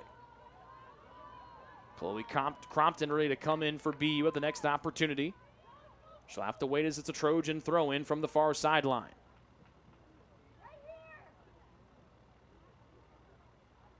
And the ball got stuck behind a couple of benches used for football games on the far sideline. So that took a couple seconds off the clock before Seifert could deal it in. Got deflected back to the open spaces on the left side, and Bryn Collins started to send it all the way back to the defensive end. Long pass, Campbell Massey over the head of Thompson. That's out of play, and it'll be Crompton entering here for Bethel. Senior offensive mid will take over the center forward spot for the 6-foot Audrey Lurch, who's tied for the league lead in goals with 12, but has been held in check tonight here by the Taylor defense. Throw in for Bethel, right back to Massey. Lifts it into Senna. Too far over her head to make a stab at it. Sherwood headed away from trouble. Franco, who's been active all night, taking it from the defensive end to the offensive end for Bethel. Hernandez spins and tries to get away from Bryn Collins. Now caught in a Collins sandwich, and then Goebel takes it away for Taylor. Here's Lauren Collins on the right side, presses it forward, on point to Thompson. Sydney looks across, does. Crashing in. Senna got pushed from behind as the ball went flying out of play. Taylor looks for a penalty kick that doesn't come. Instead, it's going to be a goal kick, and give it back to Bethel. The Taylor students, the Taylor bench, beside themselves again, wondering why they saw DeSena take a forearm right to the shoulder blades, and there's no foul against the alleged offenders. Schubert, another goal kick. B. Collins knees it forward, and now Bryn with the head of steam. Hernandez just wrestles her down to the field, and finally the foul is called.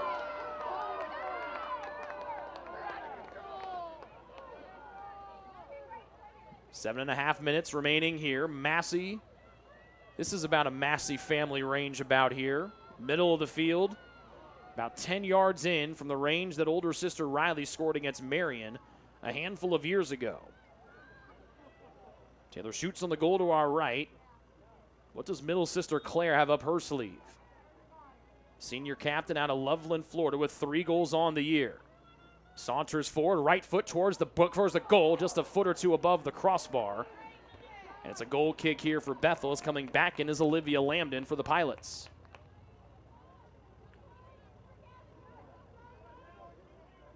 Bethel has not registered a shot, let alone had a serious scoring just possession in the attacking end for the better part of 20-plus minutes. But Schubert has stood tall. The defense is locked in and has kept our match at 1-1 following the tying goal by Grimm back in minute number 50. And now Bethel's got a chance to take it into the attacking end for the first time in a while with a far side midfield throw in. A couple steps in front, but they're sent back by referee Austin Finley. Out of play off of Bethel. Good defense from Thomas with 6:05 and counting here in the second half, tied at 1. Ball pops free to the middle. Seifert knocks it down for Taylor. Trojans shoot on the goal to our right here in half number 2. Senna dumps it back to Collins. A little skip. Big first touch. She got tripped and spun down, and Bethel presses forward. Cut off by B. Collins for Taylor to the near side, and Senna popped it head, went off the face of Crompton. Taylor looks for a handball that doesn't come. Senna keeps moving up the near side. Now veers to her left. Near the top of the 18, couldn't get that extra step to greatness, got tripped and went spinning down after the takeaway by Bodwin. And then Vervink tripped inside the center circle, and that whistle sends the Taylor faithful into hysterics. It was the same play. The difference was Bodwin got the ball that sent Senna falling. Vervink had her legs tripped out from underneath of her. Both plays, the end result was the same. The way to get there was what was different. Ninth foul on Taylor. Free kick from 2 yards outside midfield, blasted forward by the right foot of Sherwood. Nice kick towards the middle of the 18. Massey gets clipped out of the air. She gets back up to her feet, but the one that took her out is slow to get back.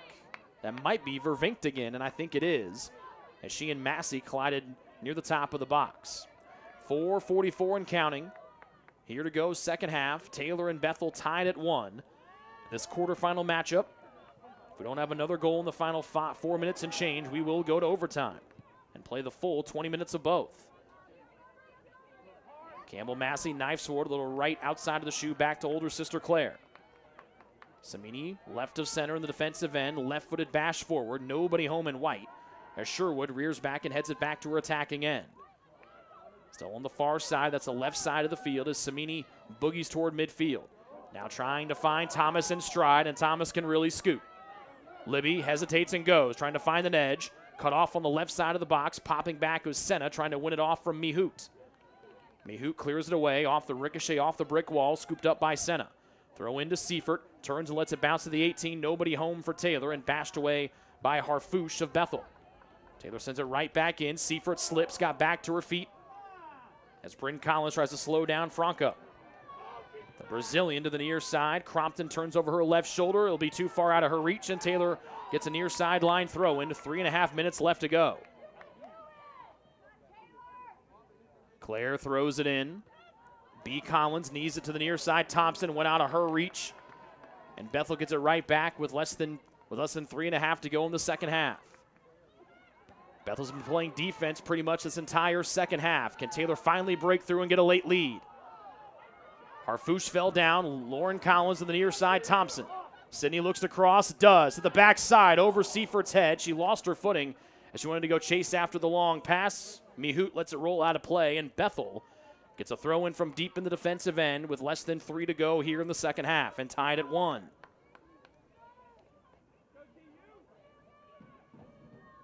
Potter throws it into Sherwood, and she blasts it up the right side. Hopping is Samini. Chucks Vervinkt out of the way and lays it back to Campbell Massey, just shy of midfield left side. Samini, long pass, wanted Senna, couldn't get to her. And now Franco dances forward here for Bethel. Pops it up once Vervinkt, read by Campbell Massey. And then Thomas volleys it out of the air, near side, cut down by Seifert. Juggles to herself and heads it on to Thomas, who knocks it down with her left shoulder. 2:15 to go, second half, tied at 1. Thomas boogies to her left. Passes forward to Seifert, knocks it down, turns, top of the box. Seifert lays it back. Here's Bryn Collins, who fakes the shot at when I got deflected before it could go there. Lays it back to Goebel, who surveys and comes near side to Massey. Crompton comes to defend for Bethel. They force her to the middle. Back up the near side, too far for Collins, who is shading off to the right. Popped high near midfield. Campbell Massey keeps it in, takes a big first touch forward, and now it's up to Lauren Collins for Taylor. She gets tripped, whistle blows with a $1:45 to go in the second half. And the Trojans quickly hustle up to the ball here with Claire Massey to take it. 16 yards inside midfield. Claire plays it into the 18. Backside there, Seifert. Oh, she just missed a header, and she was wide open on the left side. Kiana hands on her forehead in shock. One of the handful of players Bethel didn't want to leave wide open, and Seifert was an inch away from putting that on frame. A $1:10 left to go before the final horn blows in regulation, and Taylor was that close to going up 2-1. Another goal kick held in by Taylor. L. Collins pops to Senna, right of center. With 58 seconds left to go, Senna's got to attack, and she does. She gets tripped, and no foul is called. So Thompson plays on the near side. She presses forward in the middle, away from Crompton. Senna still slow to get back up, with somehow no foul called. Ball curls, it goes off of Massey, that's Claire. She's upset. And Senna still arguing her case about why there was no foul called. And I would tend to agree with her. Volleyed forward by Campbell Massey. Franco, big first touch, able to play it away from Goebel. Here comes Lauren Collins, the shortest player on the floor. Then up near the face, gets raked by the hands of Franco, no foul. Goebel, far side to the speedy Libby Thomas with 15 seconds left to go. Left side, Thomas trying to work back to her right foot. Defender slips. Now, no make that Seifert booging on the left side. She left foots one forward, scooped easily on the far side by Schubert.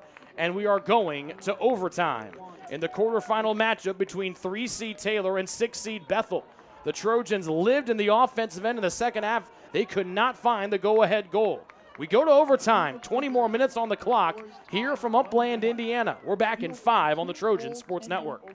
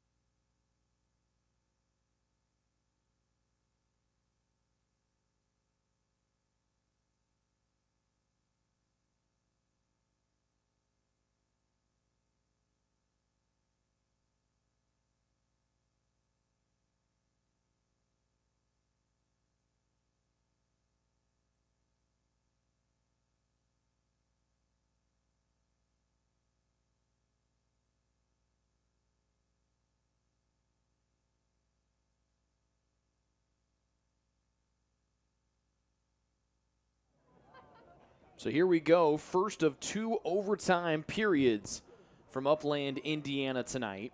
Again, the new rules that came into effect a couple of years ago did away with overtime in the regular season, and it's only here in the postseason.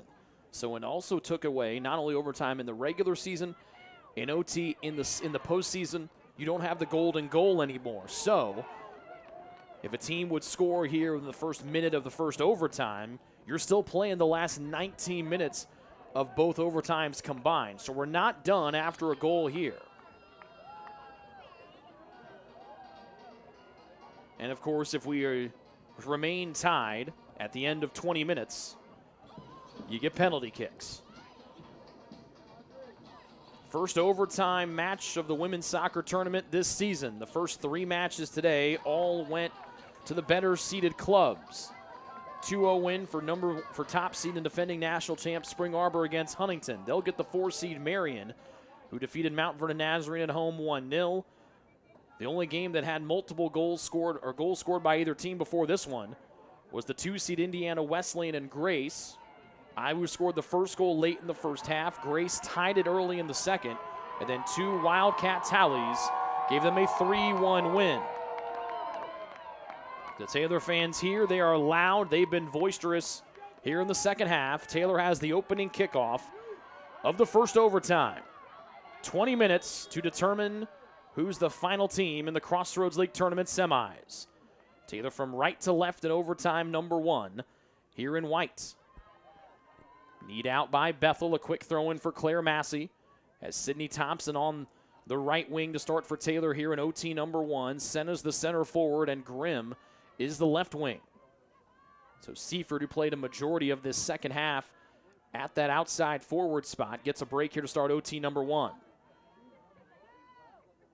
Campbell Massey played it forward. It was deflected out by BU, a pirouette away from Claire Massey. And the Trojans reset for a far side throw-in. Bethel in blue, jerseys and gray shorts. As Bryn Collins now presses forward here for Taylor against 2 Bethel defenders. Sherwood turns, loses her footing, but able to get it away from trouble. Thomas on the near side controlling for Taylor, wants to dump it forward to Grimm, who has to come back to get it. Audrey runs away from 2 Bethel defenders, lays off to her classmate Lauren Collins. Near side of the sophomore Thomas. Grimm calls for it and gets it on a run up the near side. Grimm stops it on the end line, left-footed pass to the middle of the 18. Only one home is Franco for Bethel. The Brazilian now leading things from the back here with Harfouche for the Pilots. Franco rockets it up near midfield, past the center forward in Lurch. Campbell Massey left-foots it forward to Lauren Collins for TU on the near sideline. Thomas looks over that left shoulder, skips to the middle with Mihut getting the start in OT number 1 here for Bethel. The Trojans lived into the offensive end of the second half. They got the tying goal, but late stages second half couldn't find the one to go ahead. Pass cut off on the far side by Bethel. Harfouche plays it forward to Franco again. Then back to Harfouche defensively. Far side, chested down by Claire Massey of Taylor. And then she gets it back from Goebel. Claire, booging, now veering to the right. Bethel doesn't want to stop Claire Massey. She pops it in towards the 18. Backside, Grimm making a run. Knocks it down, try to work it back to the center forward, Senna. Sent away from trouble by Bethel. Franco eluded one defender, but couldn't get away from the helping Claire Massey of Taylor. Claire turns and heads right up the left side of the field with no one trying to stop her. Now reinforcements come, and she deals forward to Grimm. Audrey, the right foot to the middle of the field, and Goebel. The holding midfielder to the far side, and TU's Thompson. Flicks it in, Grimm trying to leg it out. She'll be a step or two late as Schubert, the keeper, comes off the goal and makes the stop, or scoops up the loose change. 9 saves in regulation time here for Schubert, who has been stellar tonight for Bethel. Has been the big reason why this match has stayed at 1-1 after being pestered by Taylor shots after Grimm tied us in the 50th minute. Grimm has it here, trying to loop it over her and her defender's head as they dance on the near sideline. Ball pops free, and Grimm's the first one on it. 3 defenders all around her. Couldn't run through the last challenge of Sherwood as Grimm sent sprawling down. Sherwood takes and fires it forward. Samini gets Lurch tied up. That allows Thomas to come in and scoop it up for TU. Claire Massey to Bryn Collins. The 2 younger sisters of their senior and junior brethren. Or sister in it, maybe. Claire knocks it out to play far side, intended for Thompson. We are 3.5 minutes quickly gone here in this first overtime of 2 to be played. And Bethel is yet to get the ball across midfield until right here. But they played it into space and nobody's home except Taylor's Campbell Massey. Campbell tried to play it up the far sideline, but she's been out of play. The winner of this match travels to 2-seed Indiana Wesleyan Wednesday night in the semifinals. The Trojans, the 25th ranked team in the country, do not want to let their fate be in the hands of voters. You want to make sure you can pretty much try to guarantee your way in by advancing in the Crossroads League tournament. You don't want to be sitting on pins and needles when the selection show comes around in a couple of weeks. They did so last year, made as an at-large team. They come in this year as the 3 seed in the always competitive and highly respected Crossroads League. Can they get another crack at cross-county foe Indiana Wesleyan? B. Collins slides, takes out the legs of Franco. The Bethel bench wants a foul that doesn't come. And the ball rolls out on the far sideline. Franco back to her feet. And it's a goal kick here for Taylor and Brackenbury as we're almost halfway home here in OT number 1.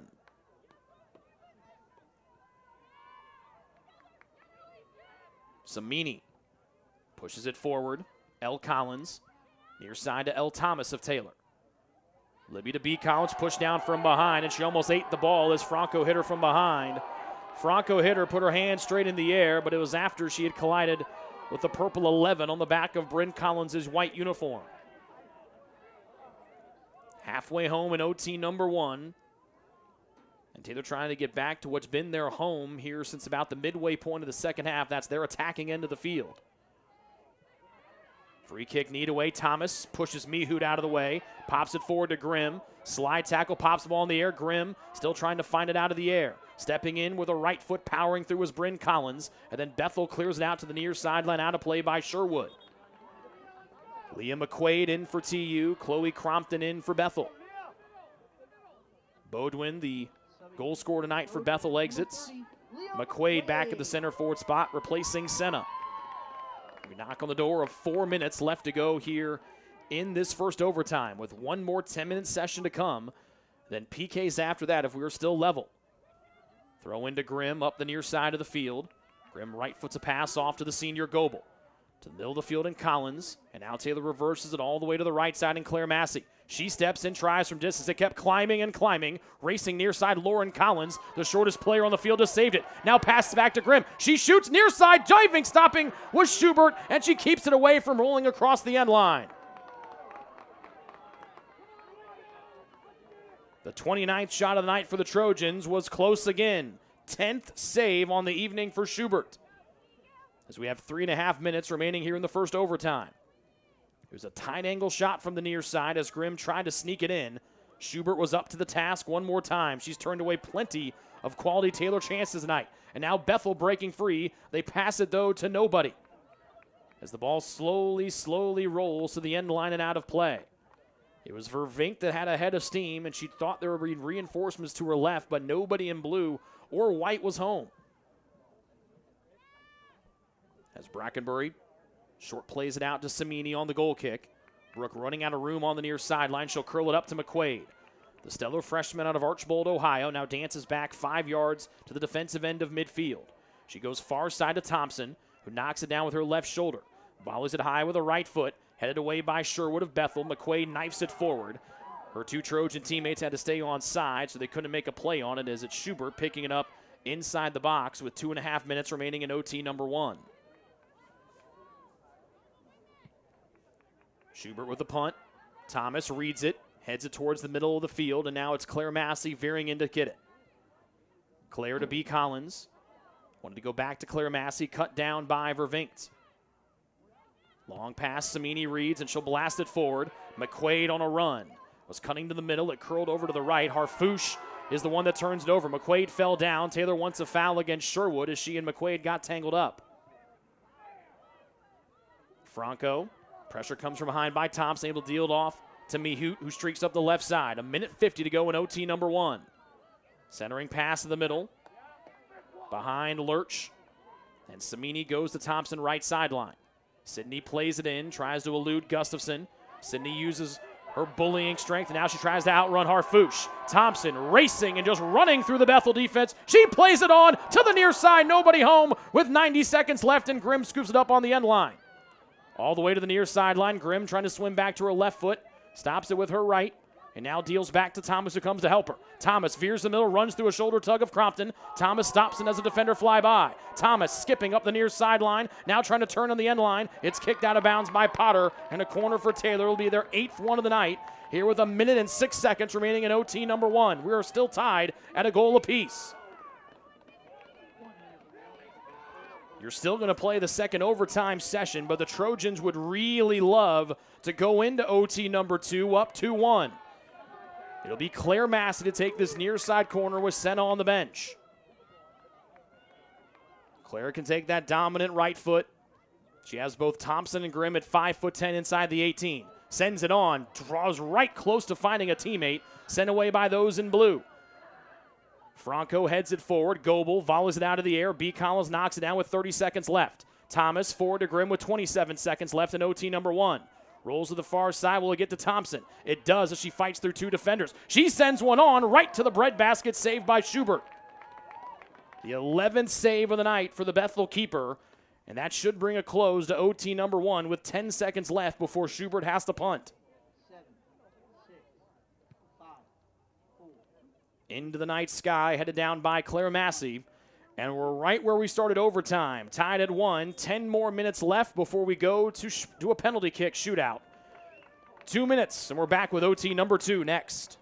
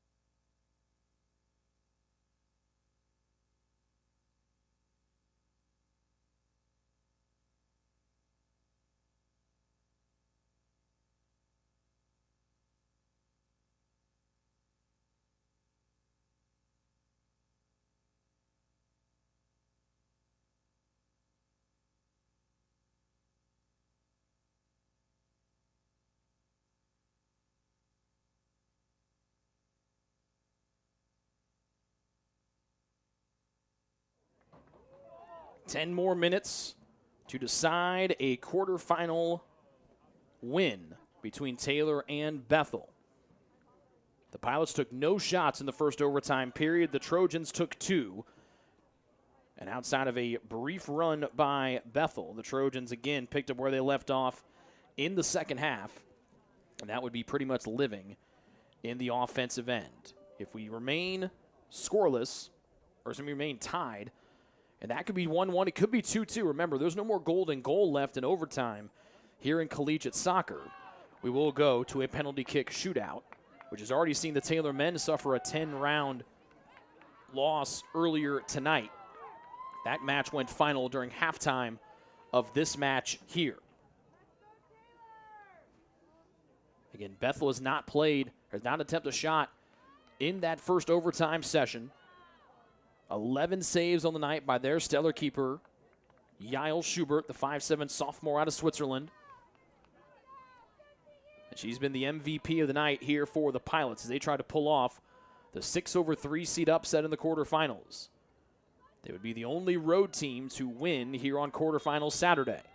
The Pilots get the kickoff to start overtime number 2. They go from right to left here in the second overtime session with 10 minutes and counting. Franco tries to run away from L. Collins. Passes up near side Claire Massey. And Claire intercepts and gives off to Goebel. The forwards are Seifert, Thompson, and McQuaid to start here as the Trojans give Audrey Grimm a breather. Here's McQuaid. Fresh legs off the bench. Didn't see her in overtime number 1. As Bethel pops it into the defensive end, and now Vervinkt. Defended by Goebel. Pushing it far side to Lena Thomas. She's crashed into by Libby Thomas. Play on is whistled, and it'll be Samini racing to the end line, trying to box out Lurch. And she does, and Taylor gets a goal kick here, 45 seconds into OT number 1.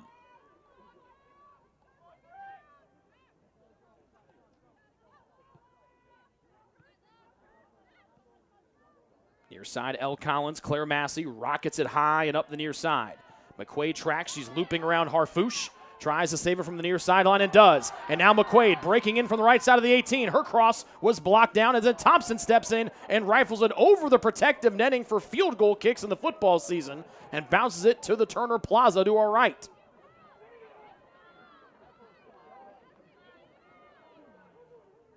Claire Massey comes to the near sideline, asks a quick question of head coach Scott Stan and assistant coach Morgan Gehrig. McQuaid reties her left boot as Schubert tees up the goal kick for Bethel, their stellar keeper, who's been the best player on the field tonight for the visitors, the 6th seed Bethel Pilots. Vervinkt left foots it into space. Nobody home except Taylor's Campbell Massey. Campbell trying to turn up the near side. Off to L. Collins, a touch into space to Claire Massey. Claire runs to the challenge of Mihout. Now Claire angles to the left, pointing out where McQuaid might want the ball. It'll be McQuaid to take it right edge of the 18. Trying to turn the corner on the end line. She tried to cross it, got cut down off the feet of Gustafson. Good job by the youngster McQuaid. Corner kick number 9 of the night for Taylor. It'll come from the near side as the Taylor students in the stands start to rise to their feet as Claire Massey tees up the corner from the near side. 2.5 minutes gone in overtime number 2. We're still tied at 1. Right-footed outswinger, backside, leaning in and heading it away was one of the Trojans. Back out to the far side, it'll be Chloe Crompton, the first one onto it for BU. Passes into space, it'll be intercepted by Goebel, and then Samini blasts it forward. Kneed down by Harfouche of Bethel, flipped forward by B. Collins. Bounces off the turf twice, and now Thompson presses in, trying to use her height and edge her way forward. Cut off nicely by Gustafson. And now it's Lurch, the 6-foot striker, to the near side. Her tight pass intercepted by Claire Massey. Pinballed around to the middle of the field. L. Collins has a deflect to the middle. Here's Seifert. She'll play it in deep. The Trojans, though, were too far away to make a good stab at it, as Seifert led them too far.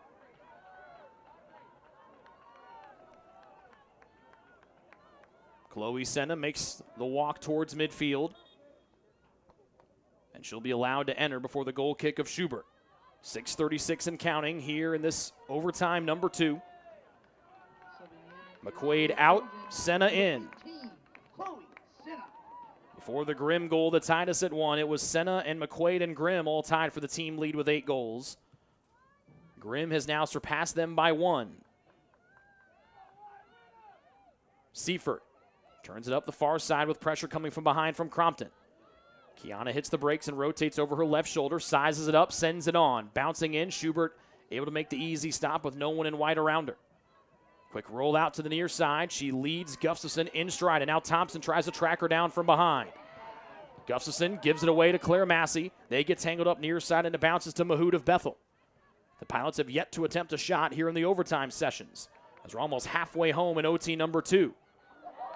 Campbell Massey turns, plays it off the arm of Lurch, and Taylor's going to get it back on a near side throw in with Claire Massey. If we remain tied at the end of this second overtime session, we're going to penalty kicks. A round of 5, and then it's sudden death after that.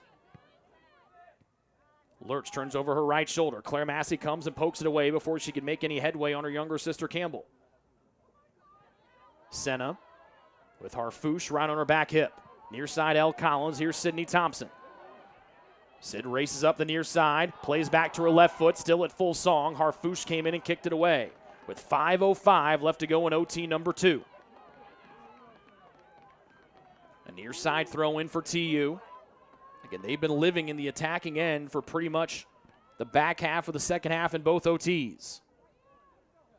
Thompson to throw it in for the Trojans. Bounces off the turf, deflected back. Here's Collins from range, just deflecting it over the crossbar was Schubert, and another stellar save by the Bethel keeper. Her 13th keeps us at 1-1 with 4:35 remaining in the second OT. L. Collins had it lined up and was ready to bury it. Now can Taylor make work of another near side corner kick? Claire Massey to take it. Taylor shoots on the goal to our right. Bends it out. Still loose inside the 18. Top of the box, Goebel. She gets tripped up. Taylor wants a foul that doesn't come. Samini racing her heart out to the near side. Picks it up with 4:07 left to go. Long pass intercepted by Gustafson of Bethel. And now it's Claire Massey trying to hunt her down. Gustafson's pass deflected away by Taylor Samini as we dip below 4 minutes remaining in OT number 2. Harfouche. Forward, her pass headed down by Taylor's Campbell Massey. Older sister Claire heads it forward. Harfouche's pass under the feet of Bryn Collins.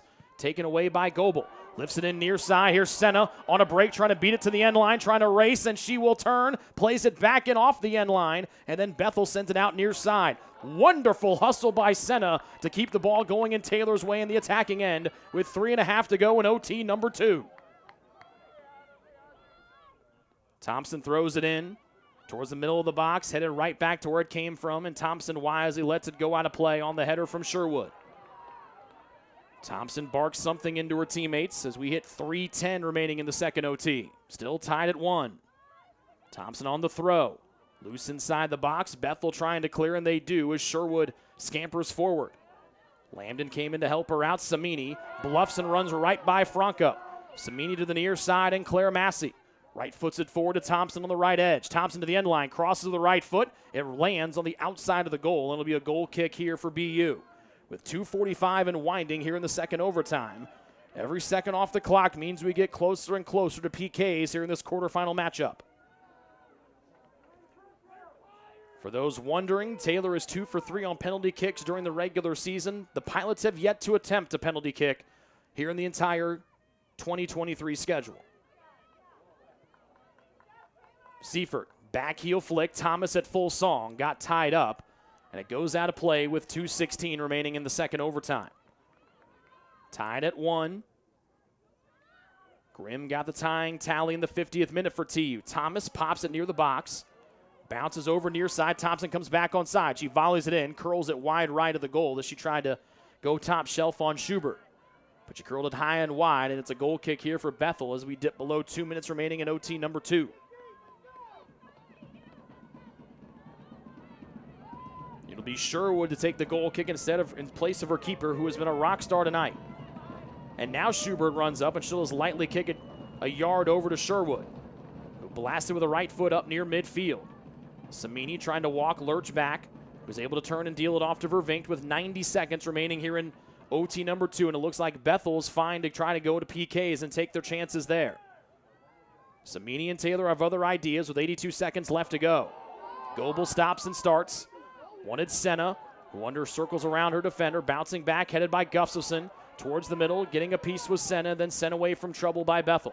70 seconds left to go in OT number 2 as Campbell Massey comes near side to older sister Claire, who veers to her left, now trying to work to the middle of the field as defenders collapse. Here's Collins stepping forward on the left side. Coming back to get it is Seifert. Got tangled up with the ball, now comes the middle. Seifert turns, her rocketed shot was blocked. Comes back to Goebel, her teammate, with 50 seconds left in the second overtime. Pass to the near side. Thompson was waiting for it on the sideline. Tries to step around Gustafson, looking to cross, does. Right foot towards the back side and flicked away, and that one almost went to the far side post. Thompson has been close, so close. And now Schubert, long strides and a long walk with 30 seconds left to go in the second OT.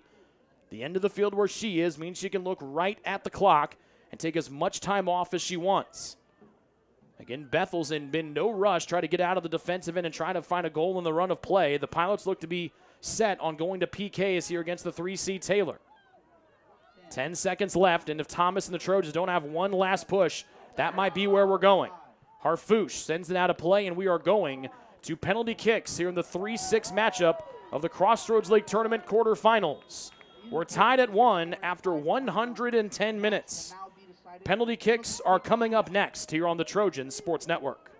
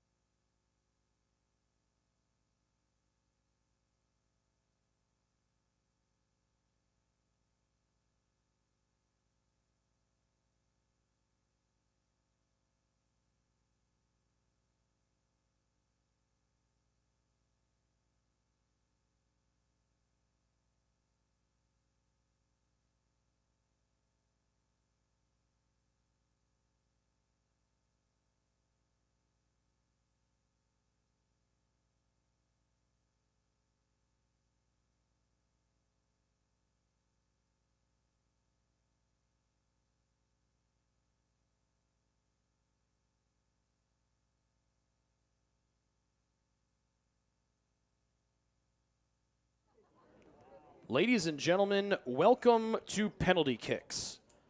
Each team gets 5 shooters to start. After that, it'll then become a sudden victory in a round by round after that.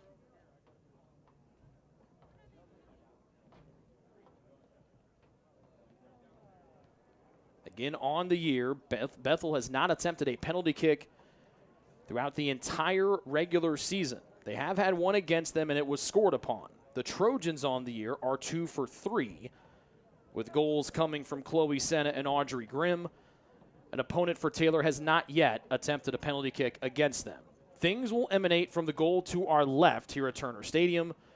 And for those of you who have been with us for a while, you'll remember this is the end of the goal where a number of years ago, Taylor men's soccer won 3-0 against Mount Vernon Nazarene, with Luke Williams turning away the second and third shots for the Cougars on that night.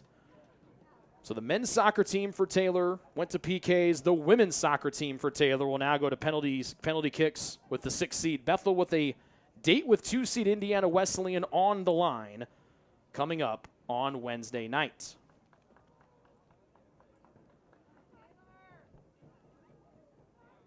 The Taylor Trojans are huddled up to our right. The other thing to remember as well, you can include a goalkeeper in to take the PKs if you would like. And it looks like we're going to have a change in goal here for Bethel. Megan Keeble, the freshman who's played in just 2 matches all year for the Pilots, is making the long walk to our left to be in the goal here for BU in the penalty kicks. She's made 1 save and has allowed 1 goal in the 2 matches she has played. And after Schubert was stellar, making 13 saves in 110 minutes, they go to the freshman Megan Keeble here in PKs. The Trojans send out the senior Hannah Brackenbury. It is a cold night here in Upland, Indiana. The Trojans have got Dunham, Thompson, Landis, Grimm, and it looks to be Seifert, the 5 that they have set out here. Bethel and a whole host of folks out to the far side. Senna, Claire Massey, Emma Carroll are now walking out to join the first 5 Trojans out there. Landis has not played a minute all night. Dunham has played briefly after Samini was injured. She joins the rest of the Trojans out there with the 2 Massey sisters, Emma Carroll, who's not played a minute all night, and Samini. It'll be Bethel up first, and then Taylor. The first shooter for Bethel is Lurch, the leading goal scorer for the Pilots and tied for the league lead. Remember, not a single Pilot has taken a penalty kick all season. There's a whole host of Taylor students standing on top of a lift behind the goal, and they've now been ushered away by referee Austin Finley, who will not be getting Christmas cards from Taylor fans this year. Lurch, the 6-foot graduate student out of Bowling Green, Ohio. The first penalty shooter is Lurch. Brackenbury stands and crouches. The whistle blows, Lurch approaches. She shoots and puts it into the far side. Bethel strikes first on the first kicker.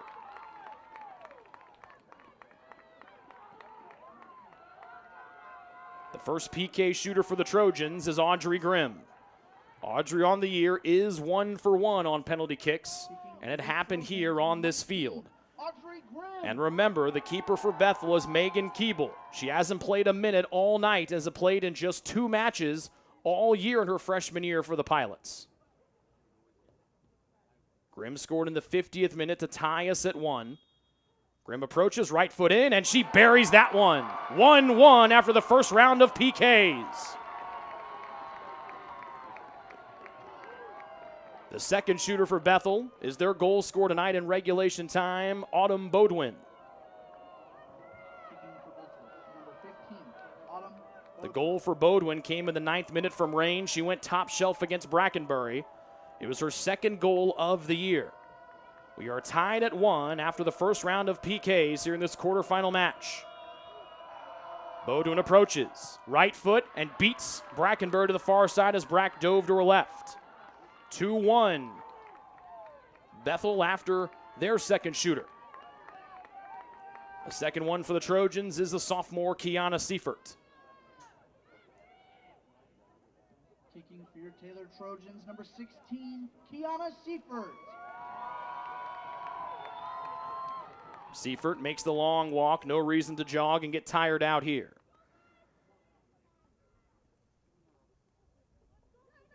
The first three shooters have all gone to the right, off of their right foot.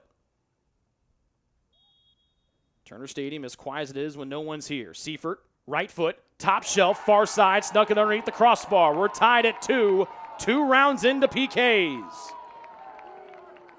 The third shooter for Bethel is their captain, Lena Thomas. Kicking for Bethel, number 11, Lena Thomas. She has 8 goals on the year, second on the Pilots in goals, assists, and points.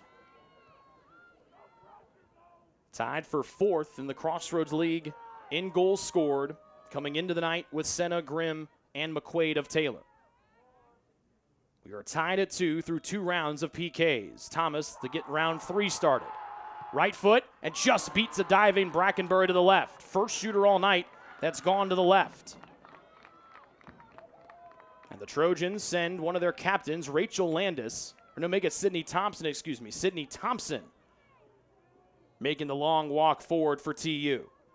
Kicking for your Taylor Trojans, number 25, Sydney Thomas. So Thompson forward.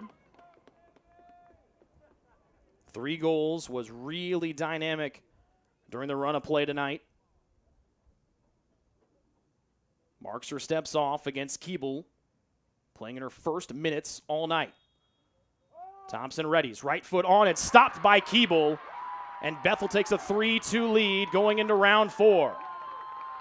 Thompson went right up the middle, and Keeble was right there to turn her away. And now a big spot right here for Hannah Brackenbury, as it's Aubrey Vervinkt coming forward to take round 4 of the PKs for Bethel. The Pilots have not taken a penalty kick all year, which has prevented the Trojans from watching which way they would want to go. That was the telltale sign years ago for Luke Williams. He said he'd watched video on Mount Vernon Nazarene and knew which way they wanted to go. Does Vervinkt want to go to her left, to the left side again? Nope, right side, and goes to the right side, puts it home as Brackenbury got hung up. It's a 4-2 Bethel lead as the Trojans need Rachel Landis to make this here to take us to round 5. Or to put them within striking distance of round 5. Kicking for your Taylor Trojans, number Keeble, the freshman, has not shown any nerves here, making her 3rd appearance of her freshman season. She just turned away Thompson. If she makes a save here, it would end it and send Bethel to the semifinals. Landis has not played a minute all night, wasting a little time. Right foot in, off the hands of Keeble and in. Landis went top shelf right off the fingertips, and Taylor still has life thanks to Rachel Landis. It's 4-3 Bethel. And with the match on her foot, it'll be Carly Harfouche, the sophomore center back out of the country of Lebanon. If she makes it here, Bethel is on to the semifinals against Indiana Wesleyan. Their first 4 shooters have all scored. Harfouche shoots and puts it in, and Bethel is going to the semifinals, upsetting the 3C Taylor here on the Trojans' home field tonight. It'll go down as a 1-1 draw. The Trojans fall 5-3 in penalty kicks. And for the first time taking PKs all year, Carly Harfouche and her Pilots defeat Taylor 5-3 on PKs tonight.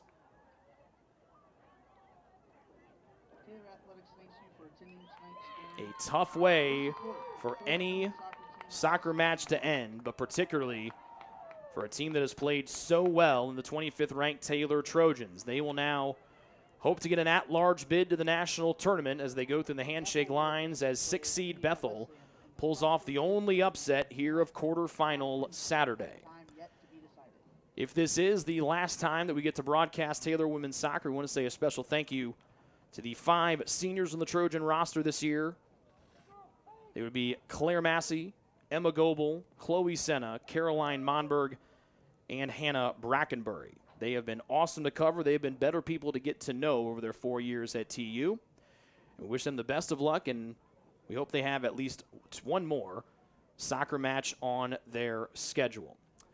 Penalty kicks go the way of Bethel tonight, 5-3, as Megan Keeble, the freshman keeper, comes in just her third appearance of her freshman year, stops Sydney Thompson on the in round 3, and it is Carly Harfouche who makes it a 5-3 PK final for the Bethel Pilots tonight. Special thanks to all you folks for tuning in. Special thanks to Ryan Mishler, our camera operator upstairs. We thank you folks for tuning in tonight. And we thank you for this is our last time talking to you for your tuning in for all season of Taylor women's soccer coverage here on the Trojan Sports Network. For our entire crew, my name is Rick Johnson. Thank you so much for tuning in tonight. This has been a presentation of Taylor women's soccer on the Trojan Sports Network. Good night from Upland, Indiana.